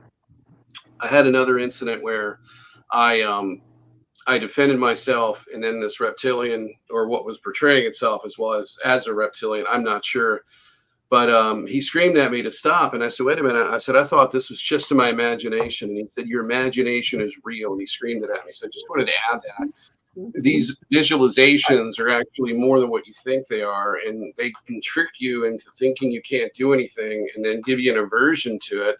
Because you try to meditate like I've tried to do, and then you don't get anywhere, you don't make any progress. Maybe you know somebody and they're getting it easy. It's all a way to get you to stop doing things and to stop defending yourself and to be a victim and to feel like you can't do anything about it. And then they've got you. So don't let them do that. Yeah, Nate, I just wanted to add to that, like real quick before anybody get a good friend that or everybody is a fan of here probably is James Bartley, and not many of the people we know get on Coast to Coast AM, but James Bartley was on Coast to Coast for the second time recently, and I listened to it. I reached out to him afterwards. I said that was amazing. Anyway, James says in his interview that there's been cases recently of women getting raped by reptilians, and he said like their kundalini's off the charts for the next 24 hours for whatever reason, or their psychic abilities. Like that's a direct quote from his interview. I don't know why that's happening, but I can speak to that. I can speak to that, and shout out to James because James Bartley is he's agreed to be a presenter at our conference next year. He'll be coming. Oh, that's awesome. From Australia. That's cool. Yeah, and Ida Farhat, another executive co-producer, helped to arrange that with James and I. But I suspect for that, Robert, is that when these especially the reptilian Dracos, if they're doing things like assaulting somebody, they do it on multiple levels, sexually, and also emotionally and etherically, right? And telepathically. And so if you're quantum entangling with this being, and even that as nasty and intense a way psychically as well as that, right? Then, it seems like people who practice their telepathy, they become more telepathic. So I would suspect that these poor women having to endure that's a side effect of that level of quantum entanglement or telepathy with these reptilian beings. That's insane. Yeah. Dan, you wanted to say something. Yeah, I was just going to say, the interesting thing from all of this is it, like when we talk about going within, I mean, it's literally going within. Like you said, Nate, like you had that person attack you or whatever, and you it's almost like your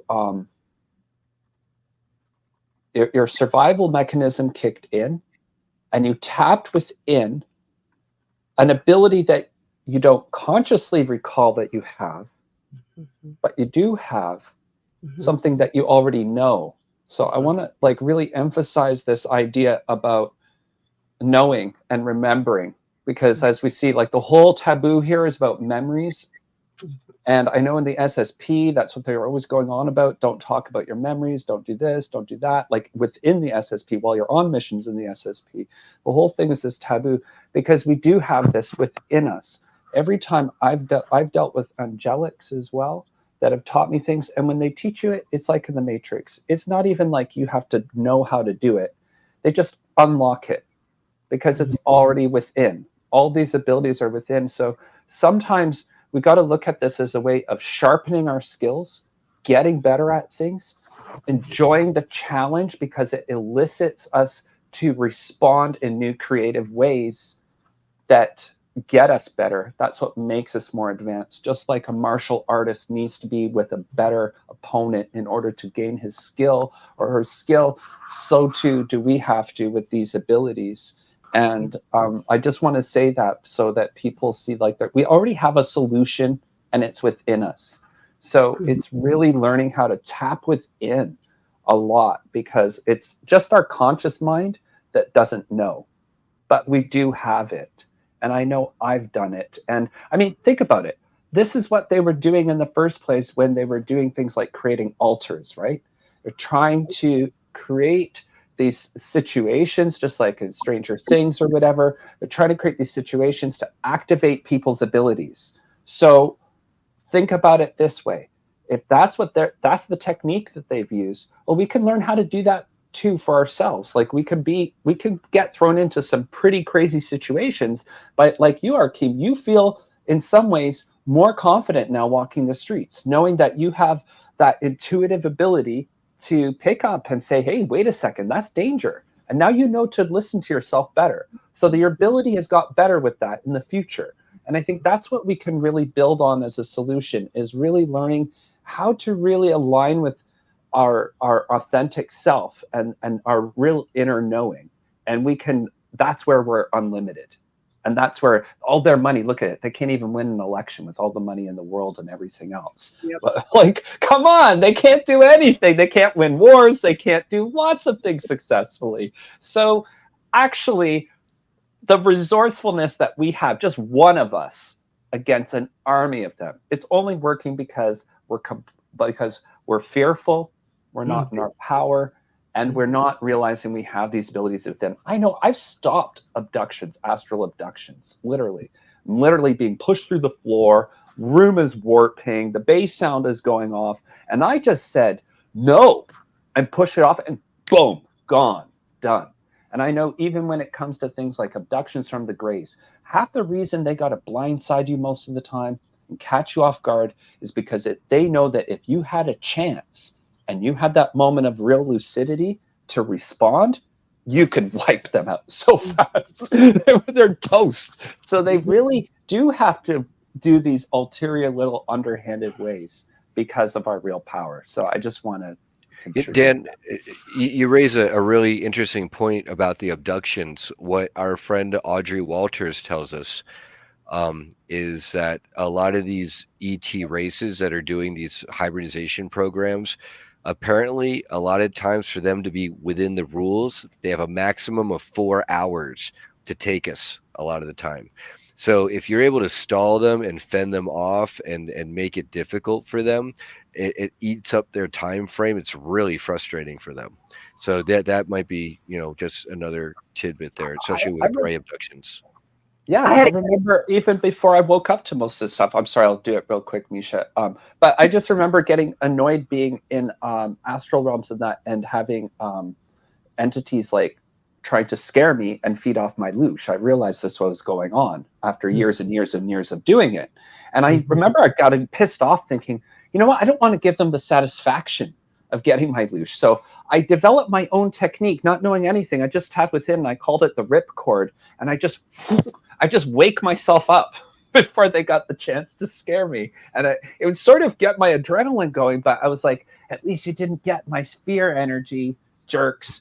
And I've got one for you. Good for that, right? Actually, I had one of those dreams where I felt like I was being attacked, and it was like I was in a haunted Lovecraftian movie theater, old school. And then I look around, all of a sudden I realize, oh, I'm in a theater full of like Victorian-looking ghoul, zombie, like ghost-looking things, and like they're turning at me, like they're gonna grab me. And like the ringleader, he kind of like a top hat on. He was like gonna come after me, and it's almost like the minute he grabbed me in the dream, I said, in the name of Yahshua, like, I've got you. And then like before the whole dream faded out, the look on that being's face was one of fear, and then it faded out. And I'm sorry, go ahead, Miesha. Oh, yeah.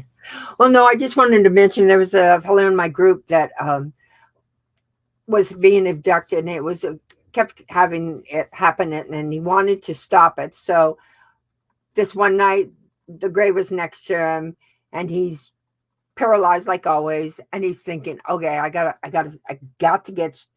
move a hand. I gotta move my hand. And so I gotta move my fingers. So he was able to move his fingers, and he said, okay, now I can move my fingers, so I can move. I'm gonna stop him. And so he reached over and he grabbed the arm of this being, and he heard a crunch, and in comes another being, another gray, and grabs him and takes him away. So they're really easy to break into. So we just have to realize that we can do it. That inner power, that we are we're really really powerful, amazing beings if we just realize it. I've stopped so many things just by knowing that. You just have to know that, and that's what I would suggest to everybody about the Project Oblivion. Know that we are more powerful than them. Yeah, if there are little projects that worked all the way up till now, it's not like because they gave it a new name, it's going to work all of a sudden. Now, I in terms of Christopher countermeasures and grays and how powerful we are, Christopher Jacobs, he says that because he's SSP and has been targeted and all this stuff, he says in many of the instances where the grays come at him now, when he's now awake and aware to it, he'll literally psychically and mentally do like a swipe at them, like just with his fingers, like a psychic sword thing. And in some cases, it says it like literally can cut off their heads in certain situations. In others, he says sometimes these gray, the more physical ones that are coming to abduct you, he says sometimes they're like weak and they're you can punch around like balloons. He says other times some of the units or models can be much stronger and they're actually like as strong as like metallic orangutans or something. So it depends.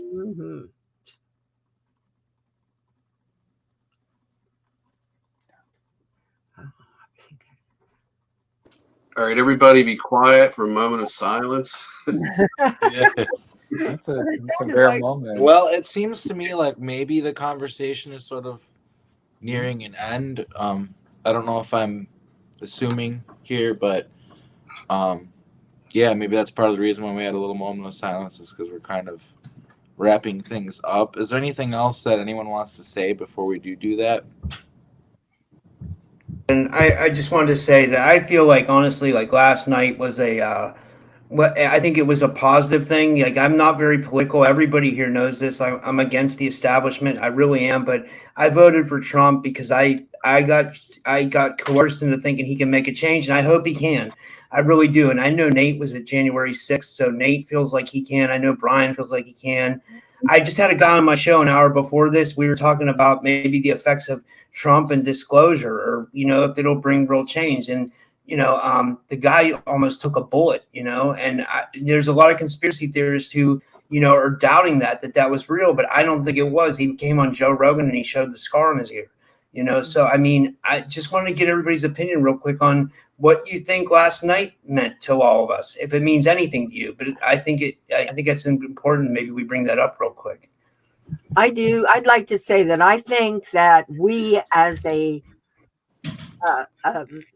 this Starseed group or whatever you want to call us, that we made a statement and we raised the consciousness enough that the consciousness started waking up, that the people started waking up. And I do believe that because all of us have been doing a lot of meditation, a lot of work on raising the consciousness of the world.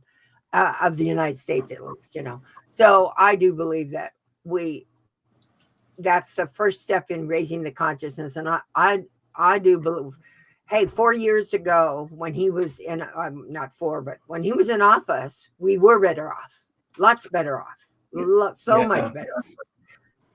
I'd just like to have that again. Next. Yeah, who doesn't want $1.80 a gallon for gas instead of $3.80 and more? Let's see, what should I say here? Well, yeah, as far as Trump goes, I mean, if you study the whole thing and you go all the way back and you look at every one of these presidents, it's like a relay thing where they carry the flag for the new world order to the next one. So each president facilitates the tyranny of the next.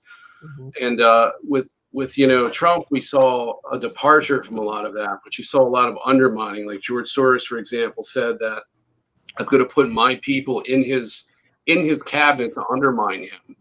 That was his son-in-law. That was other people that they put in there, and they literally surrounded him by the wrong people. Now, Trump is from a rich upbringing. He's from the establishment. He's not going to deal. He hasn't had to deal with the things that we've dealt with. So he's not really one of us, but he's the closest thing on that side to, to us. So we have to take not the lesser of the two evils, but what we can get out of this. And we have to make it into something more than he can do, because he's just one guy against the system with very few. I like the comment that Mario put in here, which is he's saying it's about the collective choosing a timeline, and it's really so it's not about, to me personally, it's not really about who's president. It's about us choosing a better timeline every day and continuing to do the work. And if disclosure is more likely to come out through this, then great. But yeah, I'm just glad that people are optimistic for the future, I guess.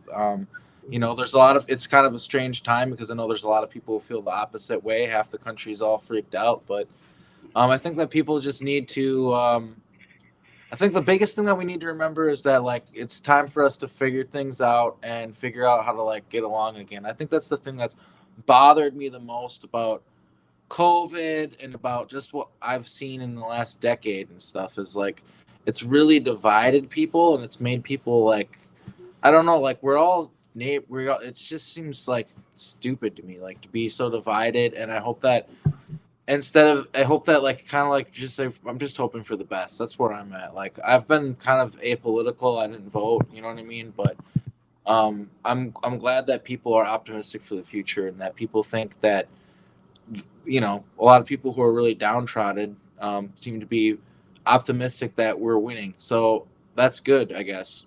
That's where I'm at. It definitely seemed like last night that I tapping into the energy at the inaugural address and that it was the first time in a long time, same kind of energy I felt during the convoy here in Canada, where it actually felt good for a change to be a bit patriotic. It actually was like, oh, that's the way it's supposed to be. We're not always supposed to feel bad about who we are. That was actually the moment where I had a really big shift in the way I looked at the world was with the truckers, because like I remember thinking like, okay, if people want to get vaccinated or whatever, I shouldn't say that on the show, but if they want to do it, that's up to them or whatever. Sure. But like I thought it was kind of crazy that these truckers were just saying, well, some of them were like skeptical about it, didn't want to do it, and then they're actually causing this huge change and doing all this stuff and actually shutting down the economy and showing this is what we can do if we put our minds to it. We are the power. You know what I mean? And then I saw people, and it wasn't just that they did it. Like because this didn't get covered on BBC and mainstream media, but I mean, people were coming out in the streets, rushing the streets and clapping like it was like a real rally. They were heroes. The horns of the trucks sounded like angels to us at the time. It was this wonderful thing. People are coming across Canada, all through small towns to, oh, the truck convoy is going to come through, and people line the streets and cheer them on. It was an amazing feeling. You had like these Hutterites, it's like Amish up in Manitoba and that, coming out and bring their home-baked goods and everything for the people coming through the towns. There was such a spirit of the people coming together. It wasn't based on hatred or anything, but people saying, no, we got this. And it was totally unplanned. It was very last minute, but that's the kind of thing that they can never anticipate. And that's what's so beautiful about it, because that convoy in itself, you notice that shortly after the whole thing with the Emergencies Act, that's when they had to bring out Ukraine hard. You know, it was suddenly they just went straight to that narrative, because that convoy in Canada was inspiring European trucker convoys. It was starting to spread, and people were really revolting, and the establishment knew it. And they were like, quick, switch to camera B. No, I think it created a higher timeline. I think that was an event in history that I think what I was trying to say is I don't think any, like I said, I'm against the establishment. I think what last night showed was that, like, if anything, that Americans said for once that we still have a voice, and maybe this changes things for the better for the future. Like maybe this will change elections in the future about the way we. And also, a lot of people stood up and said, we don't want a part of this satanic, all this crazy shit that this other party is pushing forward, because we know it's really bad, right? A lot of the stuff they're pushing forward is just like really satanic, you know, honestly, to the rotten core. It's Sean Blond last night called it on my show. He called it a death cult. You know what I mean? And I said, that's beautiful. That's like, you know, and I think like a lot of people said, like, no more, man. Like, we want a different time. Even if Trump isn't the best person, which we know he isn't, right? He's not the best person. Like, if we could have had a better choice, a lot of us would have picked someone else, but we didn't give it a choice. We got him or her. and we had to go with what we were given. Yeah. It's like they don't give us a lot of choices. We had RFK, but RFK's on Trump's team, which I'm really excited about because they said RFK is going to go after the poisons in the food. RFK is going to go after the air and the chemtrails in the air, and RFK is going to try to get the fluoride out of the water. I don't know if he's going to be successful with that, but that's what I heard. So I think that got is me. a good. I'm all about all the shit he's saying. People can Yeah. talk any crap they want. It's true that in the past 30 years, our food has basically gotten poisoned. Like it's just become poison, and then you see European countries getting totally different treatment. Right. And, you know what I mean? Their food's not poisoned. They don't have Literally all organic. Imagine Yeah, EU. they don't you have to sell organic. Yeah, Must. I don't want chemicals in my food. Like I shouldn't have to read the ingredients on my food to know whether it's poisoning me or not. It should just be a given that it's Exactly. not poisoning Shouldn't me. need a master's degree in chemistry to know what you're eating or what. Exactly. Yeah, they give it all these crazy names too, like certain stuff that like you clearly wouldn't want to eat. They'll give it some sort of crazy scientific sounding name, so you don't understand what you're eating. They do all sorts of. I don't like it, and it's in everything. And then it's like you see like the people talking about cancer, like being like, anti-cancer, like donate to these cancer charities, and it's like, what are they doing to get rid of carcinogens in our food and just the stuff that we buy? Like it's not just food; it's like stuff that we buy, like products we like. You wouldn't know there's stuff in there that causes cancer. It's just like, yeah, that's what that does have to change. So the idea is we need. Ironically, we really do need more regulation there, not less regulation. We need more regulation. And what I'm kind of afraid of is just like that not happening. I think that's really important, and hopefully Robert F. Kennedy can really shine the light on that to the point where where the corporations can't get in the way. You know what I mean? Yeah, he wants to take the ads off TV. He wants to take the ads off TV. I hope he can do that. Yeah, And- I think that and makes apparently- sense too. and Like appar- cigarettes, you're not allowed to have cigarettes ads on TV, but then you've got these fast food companies advertising to your children. Like that doesn't make any sense. Well, there was a report today that the pharmaceutical companies were pulling together an emergency meeting because they know that a lot of this is coming in. I kind of wanted to bring in. I always like to bring in the disclosure movement, kind of ascension perspective here for this, because as a lot of you have already said, this is about the people. There's a populist patriot truther movement to restore a republic that is totally backing Trump, and the other side, they had to cheat so badly in 2020, and here we are again. They weren't able to pull it off because there are white hats that are in our military and in our communities making sure that it wasn't stolen. And for me, it's out. Trump is he's a populist figure, and this was as much a referendum of the Illuminati derp state cabal's policies as anything else. And we know from a lot of our comrades here who've been through these time travel programs that the Hillary timelines, apparently those are the World War III neutrino bomb nuclear war timelines. Those are bad. And the Biden Kamala administrations are just an extension of that. And so to not have that is a good thing. We also know that on Trump's side of things, his family is involved with time travel. Okay, in the SSP, and even Arkim has seen him in the SSP in a positive way, versus so many of the other politicians and celebrities that are not in a positive way. And so I really am getting kind of tired of, just for me, it's kind of draining hearing people like, oh, they're just, red and blue, it's two sides of the same eagle or bird or whatever. For the most part, that's always been true up to now, but this is a very special time. And this is towards the end of this red-blue thing. That's going away. This might be the last president where we really are stuck in this conundrum. Well, according to the book that is about Barron, where it's talking about time travel and stuff, according to the book, he's the last president. Right. I don't know And I can see what that means. But well, yeah, probably a lot of the people think that. the current setup probably is how I'd see it, because before we have like bigger changes.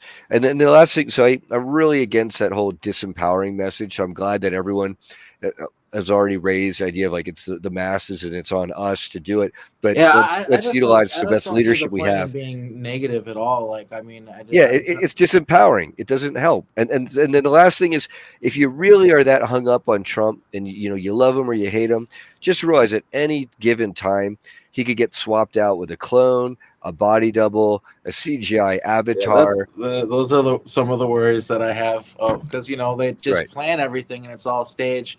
And I do oftentimes have these thoughts that, what if this is all just another extension of that? But we'll see. We'll find out. Let's just Time hope will the tell. white hats, have those proper things. I think it's a lot like we were talking earlier today, and so much of it just reminded me of the film Inception, right?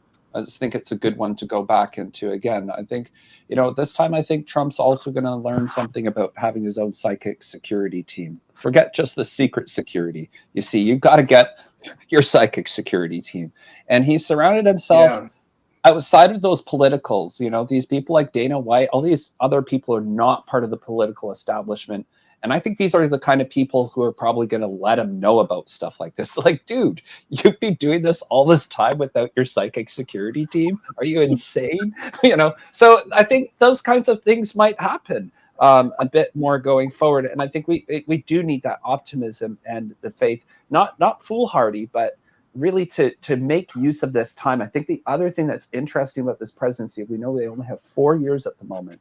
So it's really 4 years that we also have to do a lot of work. And we're going to use this window to our best advantage. Yeah, and I kind of just like I'm tired of people like thinking that like that's it. Who so and so is in office? It's like, no, like the people, we the people, that's the biggest part, is people have to start living different. We have to build our communities different. We have to just totally change the way we live.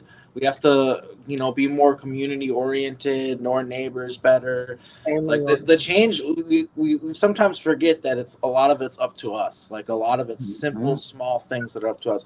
So that's like always my message, is just like we the people have all the power, and these other like politicians are supposed to just be tools that we use to get shit done. That's how it's supposed to be. So we get rid of a lot of, if we can transition to get rid of that maritime admiralty system, we can get back onto the law of the land. I think that would be really important. Yeah, that's what this movement, the new earth, is getting rid of that alien control structure, this globalization, that's financialized control structure. Get back into natural law. Get back into the traditions of our peoples, respecting that we have differences, that we can live in different parts of the land, that we can express ourselves and have cultures. And it doesn't mean chaos. We're actually restoring order. And I think that's what we need to do, is really get that maritime admiralty crap out of here and get us back on the land, natural law, all of that. And be treated as natural persons and not natural corporations. beings. They're not even these persons or corporations. So. Now I want to know what is Olivia James of Grey Mouse? What is her take on the? I was going to say, what does Olivia think about this? We haven't heard her. Yeah, that's a good point, Brian. Political? What this presidential outcome from the election last night? I don't necessarily have a political opinion, but I do have a message from my higher self, and it just said, the quieter we become, the more detrimental it's going to be to our movement. Keep speaking, keep telling the truth to make a firm stand against these people, and that you do not need to wait for an alliance. You make your own alliance in the disclosure community. You don't need anyone else. Make it yourself. You know what, Olivia, I just wanted to tell you, when I asked you, when you were on my show and I asked you about Project Oblivion, and I said, what's going to happen to me? Because and you were like, I'm not sure, but you were like, just keep talking. And I was like, and you said, no matter what, just keep doing what you're doing and keep talking. And I kind of took that to heart, so thank you for that. Yeah. And I wanted to say that when it was me and Miesha, when I talked to Spirit, they're very firm in saying that you are very important to our disclosure movement, just for the way that you allow various people to have a platform to talk without judgment. You're allowing everybody on there, and Yeah. somewhere something big and positive is noticing that. Even my dad says that from where he's at, he's passed away, they can see what we're doing here on earth, and he said it all the work makes them very proud that they're watching and waiting and cheering us on, kind of. Mhm. Wow, I thank agree. you. That means a lot. Wow. I I agree. just say they want to build a one world government, and we need to build one world with one people and kick their ass. I agree, Nate. I agree. Yeah. And yeah, the World Economic Forum, we gotta be worried about those people. We can't let them win. They're very dangerous. So let's keep our eye on them and get rid of them. He'll get out of that. Agreed. He'll get out of it again. He did once. And the European Union, it's sort of done for in these next 4 years. You're looking. We talk about WEF, but a lot of the WEF stuff you see being put in through the European Commission, and they've certainly not made friends with Donald Trump. So they're really Well, scrambling and at this people in point. Europe are really fed up with Yeah. the way that they're handling things too. They're not happy with Absolutely. it.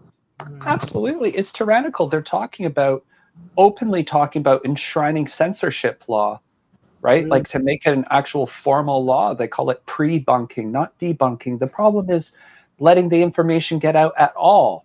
Never mind trying to censor it after it even gets out. So they just want to make this massive net that will just use AI to filter everything through, like we're living in China through Yeah. some kind of. This is what they wanted to do. So this is a big thing that we averted by just having this different timeline. And I think that's really Well, important. they want to merge us with The EU would have time, made it normal. Sorry? That said that with all the targeting and stuff, they want to merge us with AI. That's why these people are finding Yeah. self-assembling nanites inside their body. You know, they're trying to merge people with AI, and the TIs are the test subjects. But you we're know? winning on a lot of fronts. Even this WEF stuff, like Canada's abandoned its CBDC pursuit, like its central bank digital currency. Julian Assange has been let out. There are some really positive developments I think people really have to look at, because things like Assange getting out, Yeah. that was a miracle nobody ever expected to happen. Nobody. The odds on him getting out were like as slim as can be. And yet it happened. And these things are happening. And that's what we need to focus on. It doesn't matter about the improbability. Yeah, statistically, it shouldn't be able to be that our movement's going to go forward. They're right. We are weak at the moment, but that's just for now. And who's not to say it was all part of a elaborate game of our higher selves in the first place to give them the false confidence that they could take us out so easily. You know what?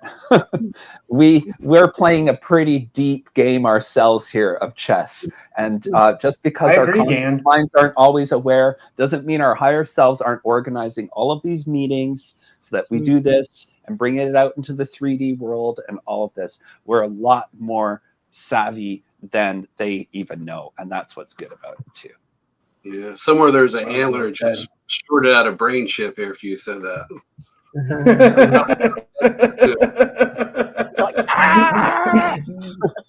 Hey, I look at it and I think, man, I remember one time I was in a state of dreams and they explained to me, they just said, your deep cover.